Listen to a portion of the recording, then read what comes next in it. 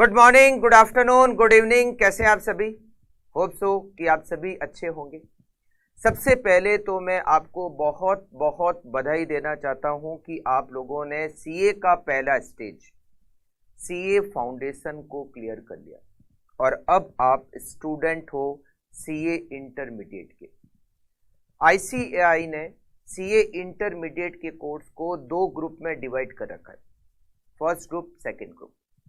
First group में हमें total 3 paper दे रखे और सेकंड ग्रुप में भी हमें टोटल 3 पेपर दे रखे। सेकंड ग्रुप का पहला पेपर हमें दे रखा है कॉस्ट एंड मैनेजमेंट अकाउंटिंग।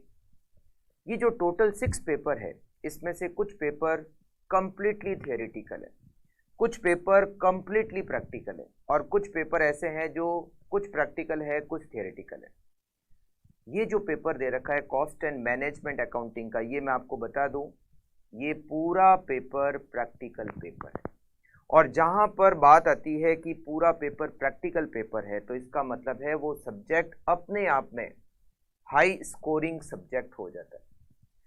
तो ये सब्जेक्ट अगर आप अच्छी तरीके से कंप्लीट करते हो, अच्छी तरीके से रिवाइज करते हो, प्रॉपर तरीके से आप इस सब्जेक्ट को अगर एग्जाम में परफॉर्म करते हो, तो मैं आपको बता दूं कि ये सब्जेक्ट आपको मिनिमम डिस्टिंक्शन मार्क्स तो दे ही देगा और उससे ज़्यादा भी आपको मार्क्स इसमें मिल सकते हैं। तो पूरी कोशिश की जाएगी कि ये सब्जेक्ट अच्छी तरीके से आपका कंप्लीट हो और आप इस सब्जेक्ट का प्रॉपर तरीके से रिवीजन कर पाए और एग्ज़ाम में हमारा ये पेपर एकदम सॉलिड जाना चाहिए, जिससे कि मार्क्स आए इतने ज़्यादा कि बाकी सारे सब्जेक्ट में अगर मार्क्स कम भी आ रहे हैं तो ये अकेला सब्जेक्ट आपके सारे सब्जेक्ट को एग्रीगेट बनाने में हेल्प करे।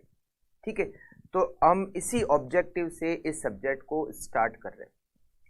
फ्रेंड्स, आज हम डिस्कस करने वाले हैं सबसे पहले तो इस सब्जेक्ट को। ये जो सब्जेक्ट हमें दे रखा है कॉस्ट एंड मैनेजमेंट अकाउंटिंग, क्या होता है ये सब्जेक्ट में, मतलब हमें इस सब्जेक्ट में करना क्या है। जैसे अकाउंटिंग का सब्जेक्ट जैसे ही आता है तो आपको समझ में आ जाता है कि अकाउंटिंग क्या होती है, क्योंकि आप 11th से पढ़ रहे हो, 11th 12th फाउंडेशन आपने कहीं ना कहीं अकाउंटिंग पढ़ी है, या ग्रेजुएशन में आप पढ़ रहे होंगे। तो कहीं ना कहीं जब आप पढ़ रहे हो अकाउंट्स को, तो आपको पता है अकाउंटिंग में क्या होता है। लॉ में भी कुछ समझ में आता है कि लॉ में क्या होगा, या ऑडिट में भी आपको समझ में आता है कि ऑडिट करनी होती है। बट ये जो सब्जेक्ट है कॉस्ट एंड मैनेजमेंट अकाउंटिंग, इसके बारे में शायद आपको बिल्कुल भी आइडिया नहीं होगा कि सब्जेक्ट में हमें करना क्या। तो सबसे पहले आज हम स्टार्ट करेंगे इस सब्जेक्ट को समझना, क्या दे रखा है हमें इस सब्जेक्ट में, क्या है ये सब्जेक्ट। फिर हम डिस्कस करेंगे इस सब्जेक्ट के सिलेबस को, कितना सिलेबस दे रखा है, कितने चैप्टर्स दे रखे हैं, उसको डिस्कस करेंगे। फिर हम डिस्कस करेंगे कि इस सब्जेक्ट का जो एग्जाम में पेपर पैटर्न आता है वो कैसा आता है, कितने एमसीक्यू के क्वेश्चंस आते हैं, कितने डेस्क्रिप्टिव क्वेश्चन आते हैं, कितनी ऑप्शन क्या मिलता है, इन सब के बारे में हम उसके बाद डिस्कस करेंगे। और फिर हम डिस्कस करेंगे कुछ बेसिक कॉस्ट कॉन्सेप्ट को, मतलब हम उसके बाद फर्स्ट चैप्टर को स्टार्ट करेंगे। हमारा फर्स्ट चैप्टर जो है वो यहाँ पर लिखा हुआ है, basic cost concept and cost sheet. फिर हम इस सब्जेक्ट के बारे में कुछ बेसिक से पढ़ना स्टार्ट करेंगे। ओके, तो चलिए सबसे पहले हम स्टार्ट करते हैं इस सब्जेक्ट को समझना कि ये सब्जेक्ट है क्या। कॉस्ट एंड मैनेजमेंट अकाउंटिंग क्या होता है, ये क्या करना है हमें इस पूरे सब्जेक्ट में।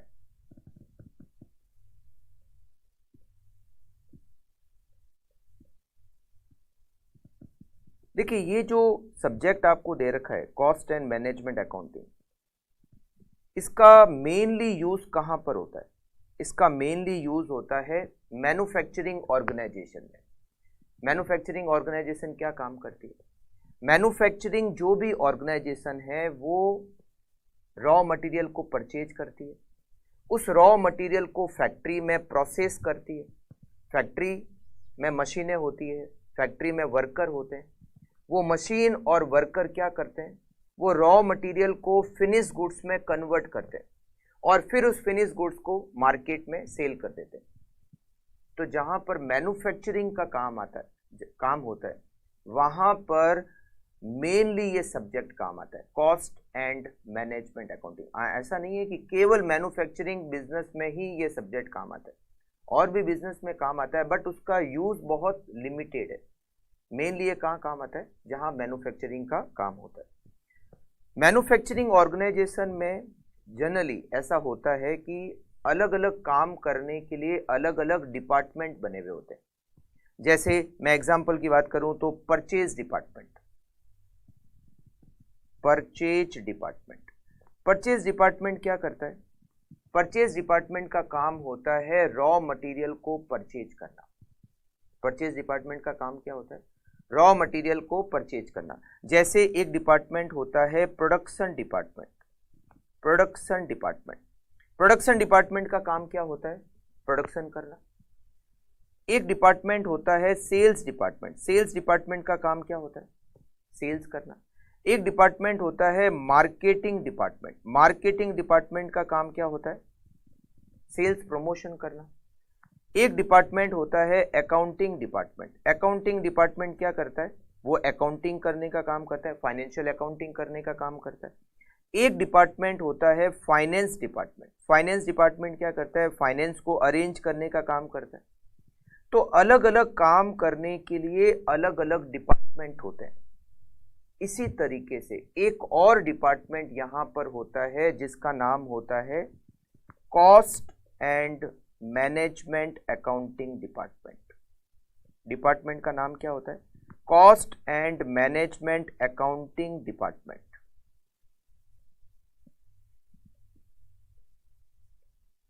ये डिपार्टमेंट क्या करता है?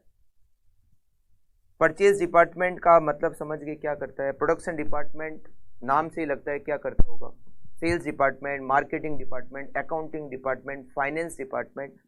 बट ये जो डिपार्टमेंट होता है cost and management accounting department, और मैं आपको बता दूं most of the manufacturing organisation में ये डिपार्टमेंट होता है, cost and management accounting department. आप चार्टर्ड अकाउंटेंट बन चुके हो मान लो, और उसके बाद में आपकी जॉब लगी किसी कंपनी में, और आपको कहा कि आपको cost and management accounting department में आपकी जॉब लगी है। अब आपको करना क्या है?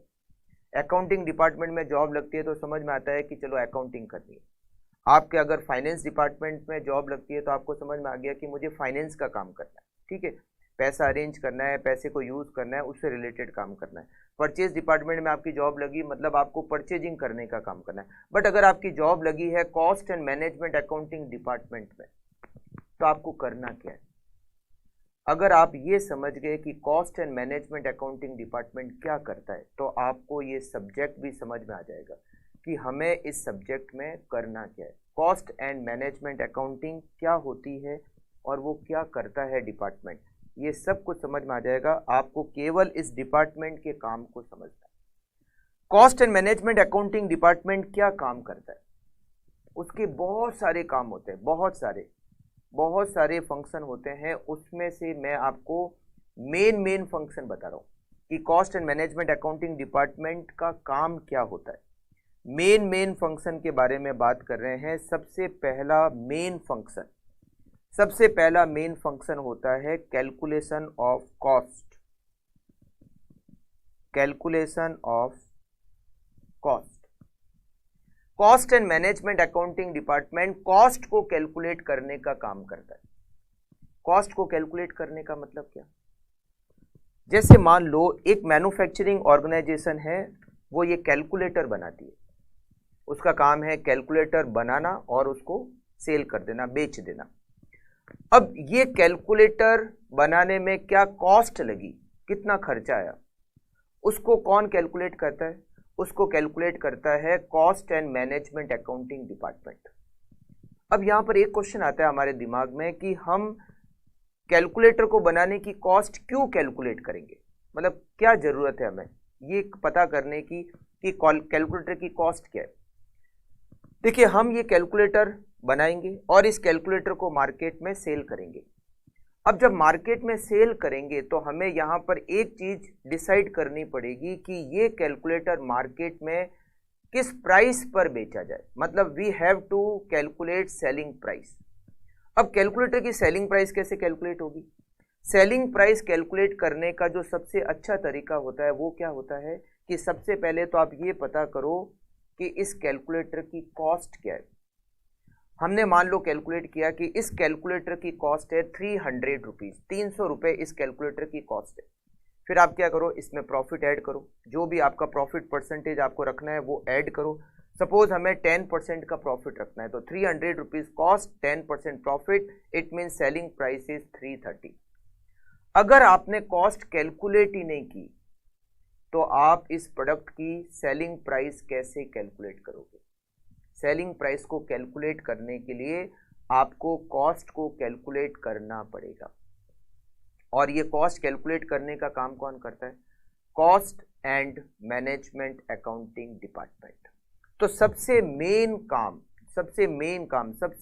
मेन फंक्शन इस डिपार्टमेंट का होता है कॉस्ट को कैलकुलेट करना। सेकंड मेन काम होता है कॉस्ट कंट्रोल। फ्रेंड्स, मान लो जैसे अभी हमने एग्जांपल लिया कि ये कैलकुलेटर, आपने इसकी सेलिंग प्राइस कैलकुलेट की 330 रुपीज। कैसे? 300 cost, 30 rupees profit and selling price is 330। मान लो मार्केट में एक और आपका कॉम्पिटिटर है, वो भी इसी टाइप का कैलकुलेटर बनाकर बेचता है। उसकी जो सेलिंग प्राइस है वो है केवल और केवल 270 रुपीज। कितनी प्राइस है? 270। उसकी जो कॉस्ट है 250 है, उसने प्रॉफिट ऐड किया 20 rupees and selling price is 270। आपके प्रोडक्ट की क्वालिटी और उस आपके कॉम्पिटिटर के प्रोडक्ट की क्वालिटी सेम है, फीचर सेम है, सब कुछ सेम है, क्वालिटी ऑफ प्रोडक्ट सेम है, फीचर सेम है, लाइफ ऑफ प्रोडक्ट सेम है, सब कुछ सेम है। केवल और केवल एक फर्क है कि आपके प्रोडक्ट की सेलिंग प्राइस है वो 330 है और आपके कॉम्पिटिटर के प्रोडक्ट की सेलिंग प्राइस है वो 270 है। अब आप बताओ, आपके प्रोडक्ट को मार्केट में कौन परचेज करेगा? जब सेम क्वालिटी का प्रोडक्ट, सेम फीचर का प्रोडक्ट, सेम लाइफ का प्रोडक्ट अगर उसको 270 में मिल रहा है तो वो आपके प्रोडक्ट को 330 में क्यों परचेज करेगा? ऑब्वियस है, नहीं परचेज करेगा। आप मार्केट में सर्वाइव कैसे करोगे अगर आपकी सेलिंग प्राइस दूसरे कॉम्पिटिटर के प्रोडक्ट से सेलिंग प्राइस से ज़्यादा है और क्वालिटी सेम है? क्वालिटी अगर डिफरेंस है तो बात अलग है, बट अगर क्वालिटी सेम है, सब कुछ फीचर सेम है, life of the product same है, तो फिर से आपको सेलिंग प्राइस ज़्यादा वो क्यों पे करेगा? आप मार्केट में सर्वाइव नहीं कर पाओगे। अब आप कहोगे ऐसा कैसे हो सकता है, मेरी जब कॉस्ट ही 300 है तो मैं उसमें कुछ तो प्रॉफिट ऐड करूंगा। 330 मैंने selling price, reasonable selling price है, मेरी cost he 300 plus profit, but आपका कॉम्पिटिटर है वो उसकी कॉस्ट ही 250 है। इसका मतलब है आपकी जो कॉस्ट है वो आपके कॉम्पिटिटर के प्रोडक्ट की कॉस्ट से ज़्यादा है। अब ज़्यादा क्यों है ये चेक करने का काम कौन करेगा? Cost and management accounting department. Cost and management accounting department क्या करेगा? जितने भी हमारे एक्सपेंडिचर लगते हैं उनका एनालिसिस करेगा। रॉ मटेरियल की कॉस्ट कितनी लगती है, एक्सपेंडिचर कितने लगते हैं, रेंट कितना लगता है, सैलरी कितनी लगती है, इलेक्ट्रिसिटी का खर्चा कितना लगता है, फैक्ट्री के खर्चे कितने लगते हैं, ऑफिस के खर्चे कितने लगते हैं, बहुत सारे जो भी खर्चे उन सबको कैलकुलेट किया जाएगा और ये चेक किया जाएगा कि क्या खर्चे रीजनेबल है या ज़्यादा लग रहे हैं। अगर ज़्यादा लग रहे हैं तो क्यों ज़्यादा लग रहे हैं, उसके रीज़न को एनालाइज किया जाएगा और ये किया जाएगा कि खर्चे कम हो जाए, कंट्रोल में आ जाए। अगर खर्चे कंट्रोल में आ गए, अगर हमने एक्सपेंडिचर को कम कर दिया तो हो सकता है हमारी भी कॉस्ट पर यूनिट कम हो जाए, और अगर कॉस्ट पर यूनिट कम हो गई तो हमारी सेलिंग प्राइस भी क्या हो जाएगी? कम हो जाएगी। हम मार्केट की कंपटीशन में अपने आप को सर्वाइव कर सकते हैं।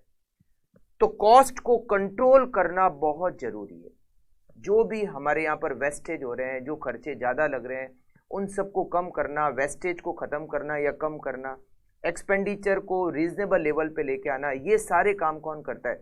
Cost and management accounting department. तो कॉस्ट को कंट्रोल करना और कॉस्ट को कैलकुलेट करना, इन सब का काम, इन सब की जिम्मेदारी कौन से डिपार्टमेंट पे होती है? Cost and management accounting department पे होती है। तीसरा मेन काम होता है इस डिपार्टमेंट का, वो है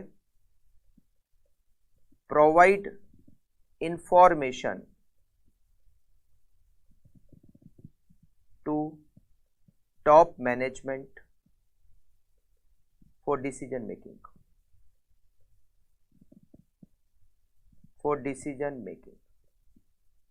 देखो, बिजनेस में जो टॉप मैनेजमेंट होता है उसका मेन काम होता है डिसीजन देना। अगर आपको कोई प्रोडक्ट किसी एरिया में सेल करना है, नहीं करना है, किसी प्रोडक्ट को कंटिन्यू रखना है, डिसकंटिन्यू करना है, बहुत सारे डिसीजंस होते हैं। अब मैनेजमेंट ये डिसीजन लेता है और ये डिसीजन लेने के लिए मैनेजमेंट को क्या चाहिए? बहुत सारी रिपोर्ट्स चाहिए, बहुत सारी इंफॉर्मेशन चाहिए, कंपैरेटिव डेटा चाहिए, बहुत सारी इंफॉर्मेशन डेटा वगैरह की रिक्वायरमेंट होती है। मैं आपको बता दूं कि ये जो डिपार्टमेंट है, cost and management accounting department, ये बहुत सारी इंफॉर्मेशन प्रोवाइड कराता है। अच्छा, ऐसा नहीं है कि सारे डिसीजन मेकिंग के लिए इंफॉर्मेशन देने का काम cost and management accounting department का होता है, नहीं। बट बहुत सारे डिसीजन के लिए इंफॉर्मेशन कलेक्ट करने का काम, उसको रिपोर्ट बनाकर आगे टॉप मैनेजमेंट को देने का काम cost and management accounting department करता है। तो बहुत इंपॉर्टेंट ये डिपार्टमेंट होता है, क्योंकि मैनेजमेंट को डिसीजन तो लेने होते हैं और डिसीजन के लिए इंफॉर्मेशन चाहिए, और इंफॉर्मेशन कलेक्ट करने का काम, उसको प्रॉपर तरीके से अरेंज करने का काम, उसकी प्रॉपर एक रिपोर्ट बनाने का काम कौन करता है? ये डिपार्टमेंट करता है, cost and management accounting department. फिर ये डिपार्टमेंट का एक मेन काम और ले लेते हैं, और वो है calculate profit of each activity या फिर प्रोडक्ट सेपरेटली। ये डिपार्टमेंट क्या करता है? हर एक एक्टिविटी का या हर एक प्रोडक्ट का प्रॉफिट सेपरेटली कैलकुलेट करता है। मतलब इसका क्या मतलब? इसका मतलब ये है कि जैसे फॉर एग्जांपल मान लो एक कंपनी है जो 5 प्रोडक्ट बनाती है, ABCDE। तो अकाउंट्स में आपने पढ़ा होगा, ट्रेडिंग अकाउंट, P&L अकाउंट बनाते हैं। ये जो ट्रेडिंग अकाउंट, P&L अकाउंट बनाया जाता है फाइनेंशियल अकाउंटिंग में, ये ओवरऑल बनाया जाता है।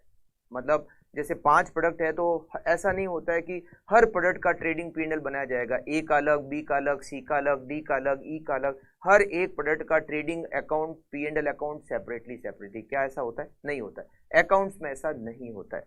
But cost and management accounting department क्या करता है? जितने भी प्रोडक्ट है, जितनी भी हमारी एक्टिविटी है, उन सब की प्रॉफिटेबिलिटी को सेपरेटली कैलकुलेट किया जाता है। ए की प्रॉफिटेबिलिटी सेपरेटली कैलकुलेट की जाएगी, बी के अलग, सी के अलग, डी के अलग, ई के अलग। अब आप कहेंगे ऐसा करने का फायदा क्या? टोटल प्रॉफिट तो निकालना होता है? नहीं। देखो फ्रेंड्स, ऐसा है कि बहुत सारे डिसीजंस ऐसे होते हैं जो प्रोडक्ट की प्रॉफिटेबिलिटी पर बेस्ड होते हैं। जैसे मान लो हम ए से प्रॉफिट बहुत कम कमा रहे हैं, बी से हमें लॉस हो रहा है, सी से हमें बहुत ज़्यादा प्रॉफिट हो रहा है। तो हम बहुत बार ऐसा होता है कि डिसीजन लेते हैं, प्रोडक्ट वाइज जो डिसीजन होता है वो उस प्रोडक्ट की प्रॉफिटेबिलिटी के ऊपर डिपेंड करता है।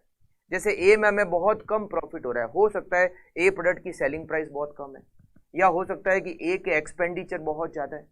तो या तो हम एक्सपेंडिचर को कंट्रोल करेंगे या सेलिंग प्राइस को थोड़ा इंक्रीज करेंगे, जिससे कि ए की प्रॉफिटेबिलिटी इंप्रूव हो जाए। बी प्रोडक्ट से हमें लॉस हो रहा है, तो क्या किया जाए कि बी प्रोडक्ट से हमें लॉस की जगह प्रॉफिट होना शुरू हो जाए, और मान लो हमें लगता है कि बी से प्रॉफिट हो ही नहीं सकता है, तो बी को डिसकंटिन्यू कर दिया जाए। मतलब ये सारे डिसीजन हम कब ले पाएंगे? जब हमें प्रोडक्ट वाइज प्रॉफिटेबिलिटी के बारे में पता चलेगा। तो cost and management accounting department क्या करता है? हर एक प्रोडक्ट का प्रॉफिट या लॉस जो भी है वो सेपरेटली कैलकुलेट करता है, जिससे कि प्रोडक्ट वाइज डिसीजन लेने में हमें हेल्प रहती है कि किस प्रोडक्ट के बारे में क्या डिसीजन लेना है, वो उस प्रोडक्ट की प्रॉफिटेबिलिटी के बेस पर हम डिसीजन ले पाते हैं। अकाउंट्स में ऐसा नहीं होता, but cost and management accounting department ऐसा करता है। तो बहुत सारे काम ऐसे हैं जो cost and management accounting department करता है। अच्छा, एक और काम यहाँ पर मेन काम लिख लेते हैं, और वो है cost accounting. Cost accounting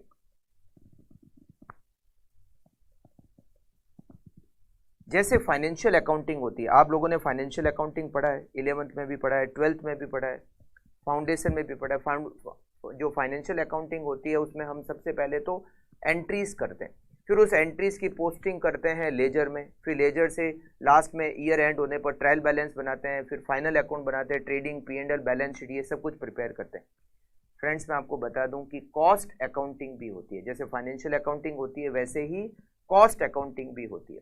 cost accounting में भी एंट्रीज होती है, कॉस्ट अकाउंटिंग में भी लेजर अकाउंट बनते हैं, ट्रायल बैलेंस बनता है, फाइनल अकाउंट बनता है, बट उसका जो तरीका होता है वो फाइनेंशियल अकाउंटिंग से थोड़ा अलग होता है। अच्छा, ये कॉस्ट अकाउंटिंग का काम कौन करता है? Cost and management accounting department. मतलब cost and management accounting department के बहुत सारे काम होते हैं। अच्छा, ये मैंने जो काम लिखा है ना, पांच जो फंक्शन लिखे हैं, ये तो मैंने आपको मेजर फंक्शन के बारे में नाम बताया।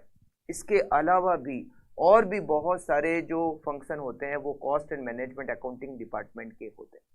तो अब आप ये समझ गए होंगे कि हमें इस सब्जेक्ट में करना क्या है। Cost and management accounting department का जो काम है वही हमारा ये सब्जेक्ट है, कॉस्ट एंड मैनेजमेंट अकाउंटिंग। इस सब्जेक्ट का जो नाम है वो डिपार्टमेंट के नाम से ही है, कॉस्ट एंड मैनेजमेंट अकाउंटिंग जो सब्जेक्ट है। तो यहां पर हमें क्या करना है? कॉस्ट को कैलकुलेट करना है, हमें कॉस्ट को कंट्रोल करना है, हमें टॉप मैनेजमेंट को डिसीजन मेकिंग के लिए इंफॉर्मेशन प्रोवाइड करानी है, हमें हर एक एक्टिविटी का प्रॉफिट सेपरेटली कैलकुलेट करना है, हमें कॉस्ट अकाउंटिंग करनी है। ये मेन काम है, ठीक है। तो ये सारे सब कुछ करने के लिए हमें बहुत सारे चैप्टर्स दे रखे। मतलब अगर आप सीए बनने के बाद में आपकी जॉब अगर इस डिपार्टमेंट में लगती है तो आपको पता है कि आपको क्या करना है, आपको क्या क्या इस डिपार्टमेंट के काम करने पड़ सकते हैं, ठीक है। तो ये तो हमारा ये सब्जेक्ट हो गया, कॉस्ट एंड मैनेजमेंट अकाउंटिंग। अब मैं बात करता हूँ इस सब्जेक्ट के सिलेबस की। इस सब्जेक्ट में हमें क्या क्या चैप्टर्स दे रखे हैं, कितने चैप्टर्स दे रखे हैं, इन सब के बारे में मैं आपको बताता हूँ। इस सब्जेक्ट में थोड़ा सा आपको सुनकर दुख हो सकता है या परेशान आप हो सकते हो, बट बिल्कुल आप परेशान मत होना। इस सब्जेक्ट में हमें टोटल 15 चैप्टर्स दे रखे हैं। नंबर ऑफ चैप्टर बहुत ज़्यादा है, बट नो प्रॉब्लम, हम आराम से इस सब्जेक्ट को अच्छी तरीके से कंप्लीट करेंगे, ठीक है। तो चलिए हम इस सब्जेक्ट का सिलेबस नोट कर लेते हैं।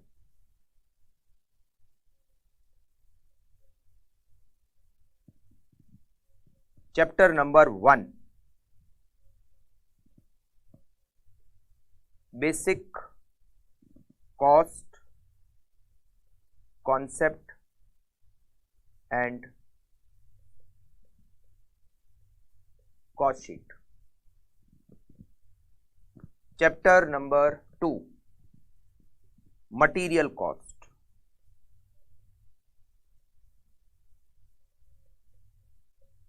Three, labour cost. 4, overhead. 5th,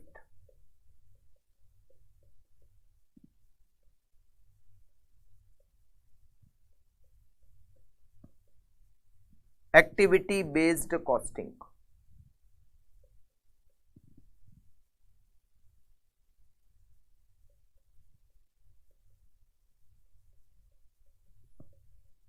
'batch costing'.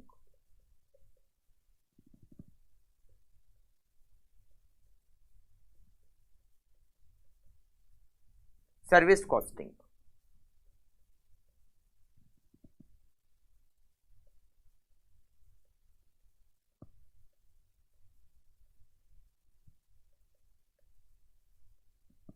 'Joint product and by product'.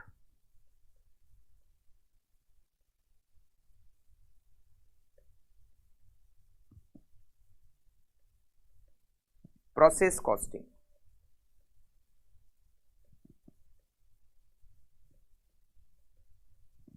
'Job costing'.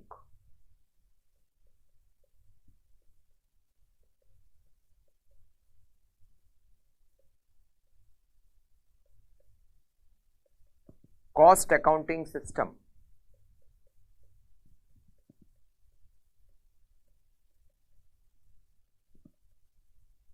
'Reconciliation statement'.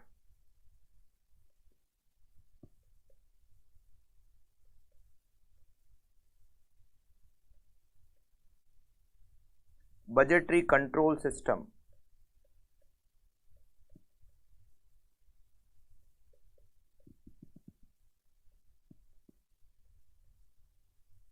'Standard costing'.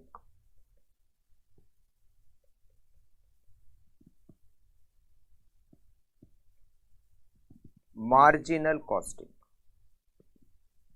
ये टोटल 15 चैप्टर्स हमें दे रखे हैं और हर सब चैप्टर में हमें प्रैक्टिकल दे रखे हैं। अच्छा, जो थियोरी दे रखी है वो इसी में ही दे रखी है, मतलब हर चैप्टर में प्रैक्टिकल तो है ही और थोड़ा बहुत थियोरी भी है। अच्छा, एग्जाम का जो पेपर आता है उसमें कुछ थियोरी के क्वेश्चन भी आते हैं, बहुत कम होते हैं बट होते हैं। तो हम हर चैप्टर को जब कंप्लीट करेंगे तो उस चैप्टर का प्रैक्टिकल भी कंप्लीट करेंगे और साथ साथ में उस चैप्टर की थियोरी को भी कंप्लीट करेंगे। मतलब हर चैप्टर को कंप्लीट पूरा करेंगे, प्रैक्टिकल के पॉइंट ऑफ व्यू से और थियोरी के पॉइंट ऑफ व्यू से, दोनों को कंप्लीट करते हुए चलेंगे। ठीक है, ये पूरा सिलेबस हमारा कंप्लीट हो जाएगा। उसके बाद में हम इस पूरे सब्जेक्ट का प्रॉपर रिवीजन करेंगे और उसके बाद हम टाइम टू टाइम सब जो चैप्टर है उनके टेस्ट भी लेते रहेंगे। कभी 3 चैप्टर का मिलाकर टेस्ट हो गया, कभी 4 चैप्टर का मिला के टेस्ट हो गया। अच्छा, पूरा चैप्टर सारा सब्जेक्ट खत्म होने के बाद में हम 3 से 4 टेस्ट पेपर लेंगे जो पूरे कॉस्टिंग को कवर करता है, मतलब पूरे कॉस्टिंग सब्जेक्ट का हम टेस्ट लेंगे। तो टेस्ट लेने से क्या होगा, आपको अपनी परफॉर्मेंस पता चल जाएगी कि हम कहाँ पर स्टैंड करते हैं। ठीक है, तो पूरा रिवीजन भी करेंगे, टेस्ट भी लेंगे, सब कुछ करने वाले हैं। बस एक ही मेरी तरफ से आप ज़रूरत है, वो ये है कि आपको एग्ज़ाम में मार्क्स 75 से ज़्यादा लेके आने हैं। मतलब डिस्टिंक्शन तो आपको लगाना ही लगाना है इस सब्जेक्ट में। और अगर आप इन सब को प्रॉपर तरीके से परफॉर्म करते हो, पूरा कोर्स अच्छी तरीके से पढ़ लेते हो, अगर आप प्रॉपर तरीके से इसका रिवीजन करते हो, प्रॉपर सारे टेस्ट देते हो, तो मैं आपको बता दूं कि 100% मतलब 99%, 1% थोड़ा कम कर देते हैं, 99% प्रोबेबिलिटी है कि आपके मार्क्स 75 से ज़्यादा ही आएंगे। मतलब डिस्टिंक्शन तो लगना ही लगना, फिर तो पक्का हो जाएगा कि लगेगा ही लगेगा। ठीक है, चलिए, तो ये तो हो गया आपका सिलेबस जिसमें टोटल 15 चैप्टर्स आपको दे रखे हैं। अब मैं बात करता हूं इस एग्ज़ाम, ये जो सब्जेक्ट है इसका जो एग्ज़ाम पेपर है उसका पैटर्न कैसे आता है। Exam paper pattern,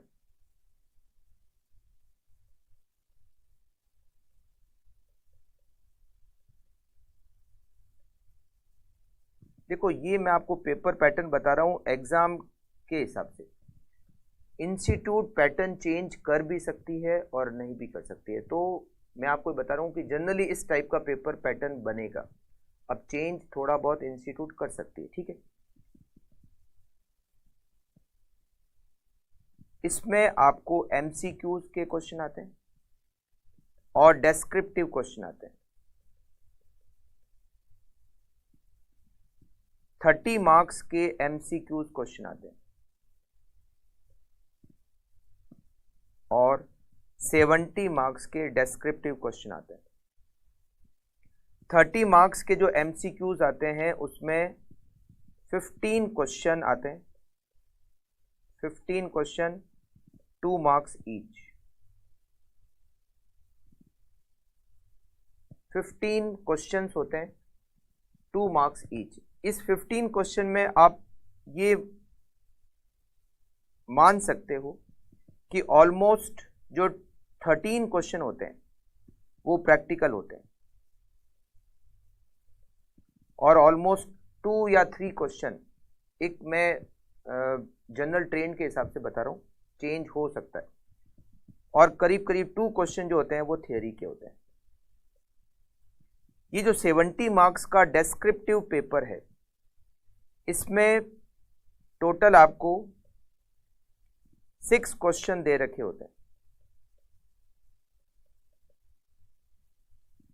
14 marks each, 14 marks each. इन 6 क्वेश्चन में से आपको कोई भी 5 क्वेश्चन करने होते हैं, एनी 5। अच्छा, ये वाला जो क्वेश्चन आता है MCQ का पहला क्वेश्चन, ये कंपल्सरी होता है और रिमेनिंग जो 6 क्वेश्चन होते हैं उसमें से कोई 5 आपको करने होते हैं। अच्छा, जनरली ऐसा होता है कि ये जो सबसे लास्ट क्वेश्चन है ये कंप्लीटली थियरी का क्वेश्चन होता है और जो बाकी के क्वेश्चन हैं इसमें भी जनरली ऐसा होता है, जैसे 14 मार्क्स का क्वेश्चन है, इसमें 7 मार्क का एक क्वेश्चन, 7 मार्क का एक क्वेश्चन। ये जो 14 है इसमें 10 मार्क का एक क्वेश्चन, 4 मार्क का एक क्वेश्चन। ये जो 14 है इसमें 8 मार्क का एक क्वेश्चन, 6 मार्क का एक क्वेश्चन। ये 14 में 7 7 के, ये 14 में 7 7 का, इस तरह से। अब ऐसा हो सकता है जनरली, तो ये जो क्वेश्चन आते हैं ये जनरली प्रैक्टिकल होते हैं, जनरली प्रैक्टिकल होते हैं। बट ऐसा हो सकता है कि कोई एक आधा पॉइंट इसमें थ्योरी का दे दे, 1 या 2 पॉइंट थ्योरी के दे दे। जैसे मान लो हो सकता है कि जो 4 मार्क्स का क्वेश्चन है ये थ्योरी का दे दिया, या ये जो एक क्वेश्चन 6 मार्क का है ये थ्योरी का दे दिया, मे बी, मतलब पॉसिबिलिटी है इसकी। अगर पूरा पेपर प्रैक्टिकल हो जाए, जैसे ये सारे क्वेश्चन अगर प्रैक्टिकल आ जाए तो 70 मार्क्स के भी प्रैक्टिकल, और ये जो MCQ है इसमें भी मोस्टली जो क्वेश्चन है वो प्रैक्टिकल। मतलब अगर आप ये ऑप्शन में थियरी का क्वेश्चन छोड़ देते हो, सबसे लास्ट क्वेश्चन जो थियरी का ही आता है, अगर ये ऑप्शन में छोड़ देते हो तो आपने मोस्ट ऑफ द पेपर को प्रैक्टिकल पेपर अटेंड किया। और प्रैक्टिकल पेपर में ऐसा होता है कि अगर क्वेश्चन सही है तो पूरे मार्क्स आते हैं, और अगर क्वेश्चन सही नहीं है तो मार्क्स कम भी हो जाते हैं, ठीक है ना। वैसे स्टेप मार्किंग होती है इसमें, ठीक है। तो यहाँ पर अगर आपके प्रैक्टिकल बहुत अच्छे हैं और अगर आप इस सब्जेक्ट को तैयार करते हो, अच्छी तरीके से तैयार करते हो, तो ऑब्वियस है आपके डिस्टिंक्शन मार्क्स इस पेपर में आ सकते हैं, ठीक है। एक स्टूडेंट के 100 में से 100 भी आए थे अभी कुछ अटेम्प्ट पहले। तो मतलब ये सब्जेक्ट है आपके लिए हाई स्कोरिंग सब्जेक्ट है, बहुत अच्छे मार्क्स लेके आ सकते हो। और जिससे कि जनरली CA इंटर के स्टूडेंट के साथ में एक दिक्कत होती है, एग्रीगेट की दिक्कत आती है कि सारे सब्जेक्ट में पास तो हो गए बट एग्रीगेट नहीं बना, एग्रीगेट 50% नहीं बना। तो अगर आपका 1 या 2 सब्जेक्ट बहुत अच्छे तैयार होते हैं जिसमें आप डिस्टिंक्शन वाले मार्क्स लेके आते हो, तो फिर इसके चांसेज बढ़ जाते हैं कि आप एग्रीगेट में आपको दिक्कत नहीं आए।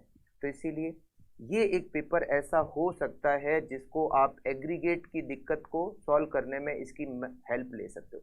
आप अगर इसमें डिस्टिंक्शन वाले मार्क्स लेके आते हो तो ये कुछ पेपर में अगर आपके नंबर कम भी आए तो ये कवर आपके कर सकता है, ठीक है। तो आपको इस सब्जेक्ट को इसी पर्पज से तैयार करना है कि इसमें मुझे minimum to minimum distinction marks तो लेकर आने ही आने, ठीक है। तो आपको पेपर का पैटर्न भी समझ में आ गया, एग्जाम पेपर का पैटर्न कैसे होता है ये भी आपको समझ में आ गया। चलिए, तो मैंने आपको ये बता दिया कि सब्जेक्ट में करना क्या है, क्या होता है ये सब्जेक्ट। मैंने आपको ये भी बता दिया कि सब्जेक्ट का सिलेबस क्या है, और मैंने आपको ये भी बता दिया कि एग्जाम का पेपर पैटर्न कैसे होता है। अब बात करते हैं फर्स्ट चैप्टर की। फर्स्ट चैप्टर में हम इस चैप्टर के मतलब ये जो पूरी कॉस्टिंग है इसके लिए बहुत सारे बेसिक कॉन्सेप्ट के बारे में बात करेंगे, और फिर इस चैप्टर में ये जो फर्स्ट चैप्टर है इसमें हमें कॉस्ट शीट दे रखी है उसको भी डिस्कस करेंगे। मगर कॉस्ट शीट को डिस्कस करने से पहले हम बहुत सारे बेसिक कॉस्ट कॉन्सेप्ट के बारे में बात करेंगे, ठीक है। चलिए स्टार्ट करते हैं chapter number 1, basic cost concept and cost sheet.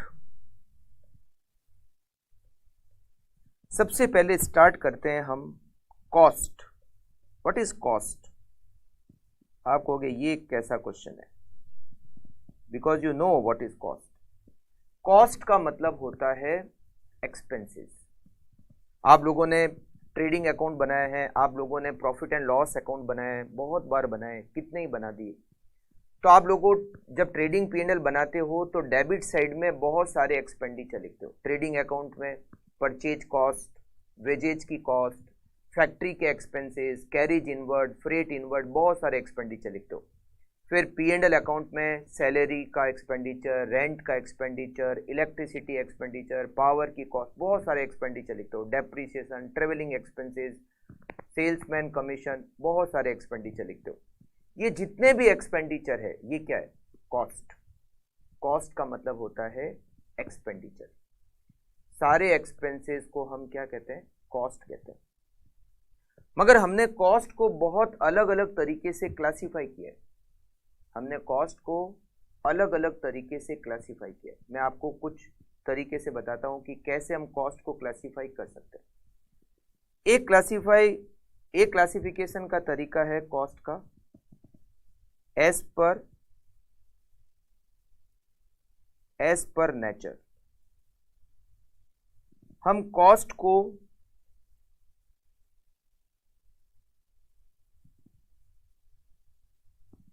तीन कैटेगरी में डिवाइड कर सकते हैं, मटेरियल, लेबर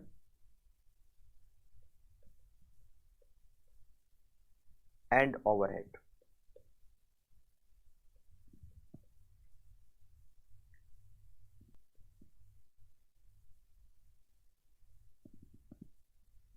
हम कॉस्ट को एज पर नेचर तीन कैटेगरी में डिवाइड कर सकते हैं। इसको एज पर नेचर भी कह सकते हो या फिर इसको एलिमेंट ऑफ कॉस्ट भी कह सकते हो, कॉस्ट एलिमेंट।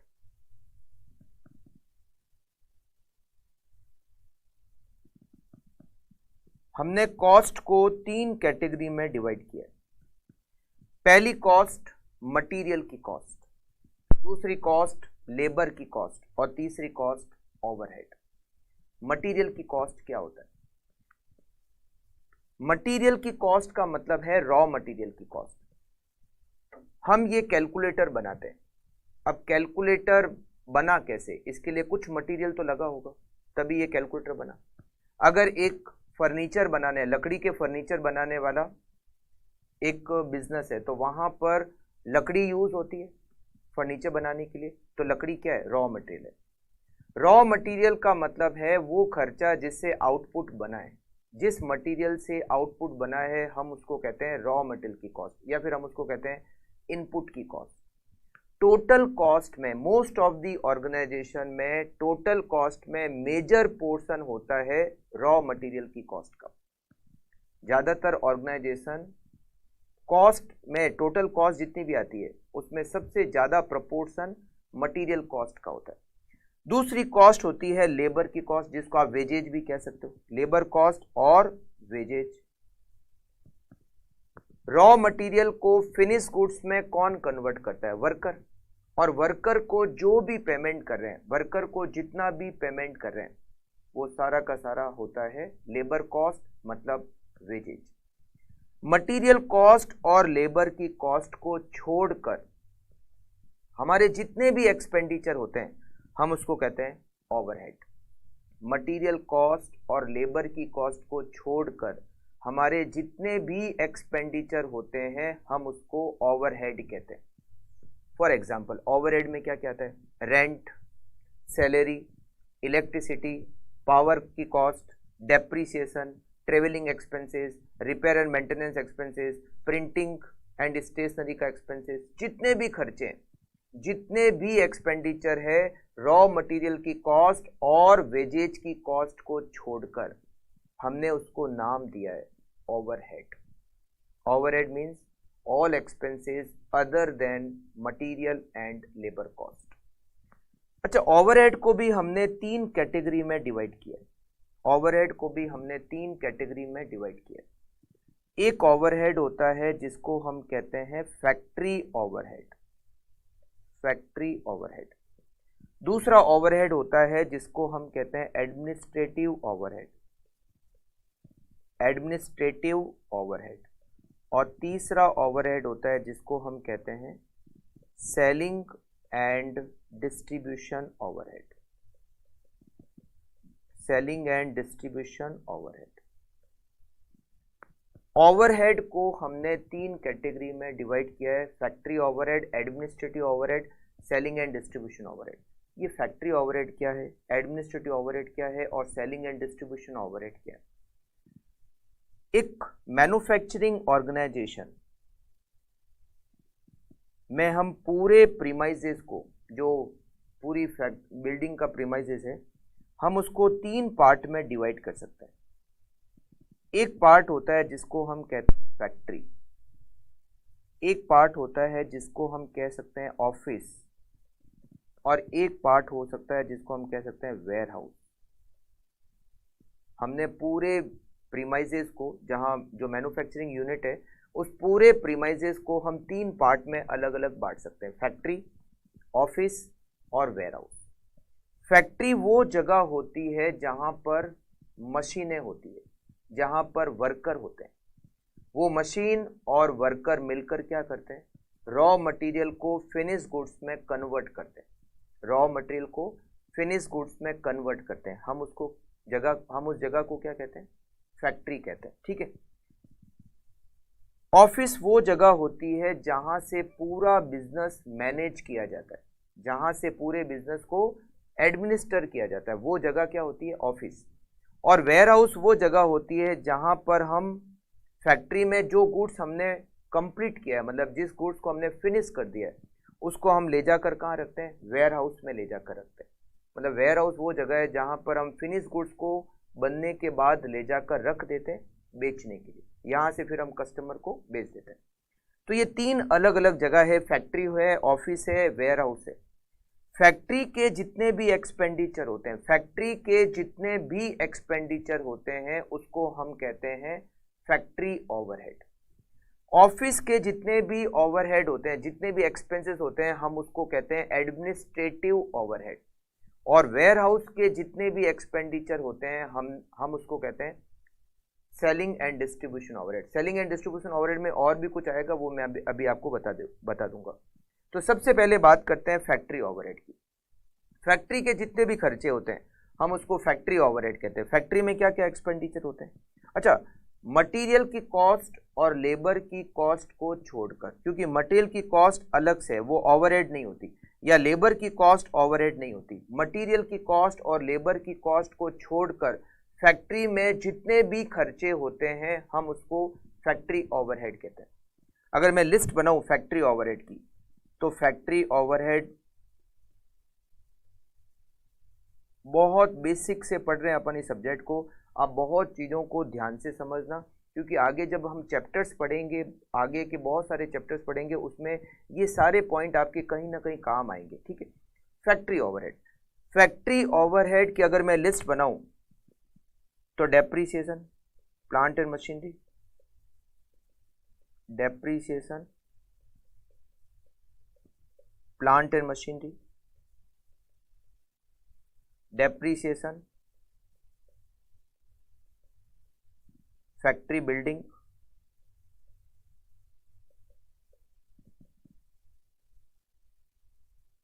रेंट, अगर रेंट पे ले रखा है फैक्ट्री बिल्डिंग तो rent factory building,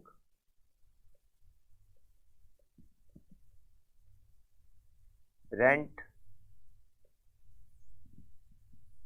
plant and machinery. अगर प्लांट एंड मशीनरी भी हमने रेंट पे ले रखा है तो प्लांट एंड मशीनरी का रेंट, पावर की कॉस्ट, फैक्ट्री की लाइट का expenses,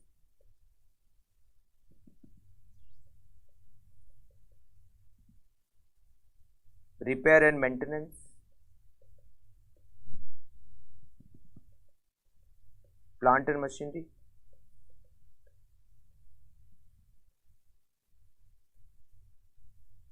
repair and maintenance,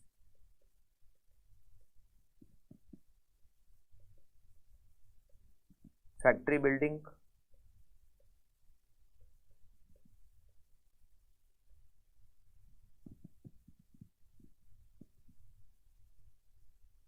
supervisor salary,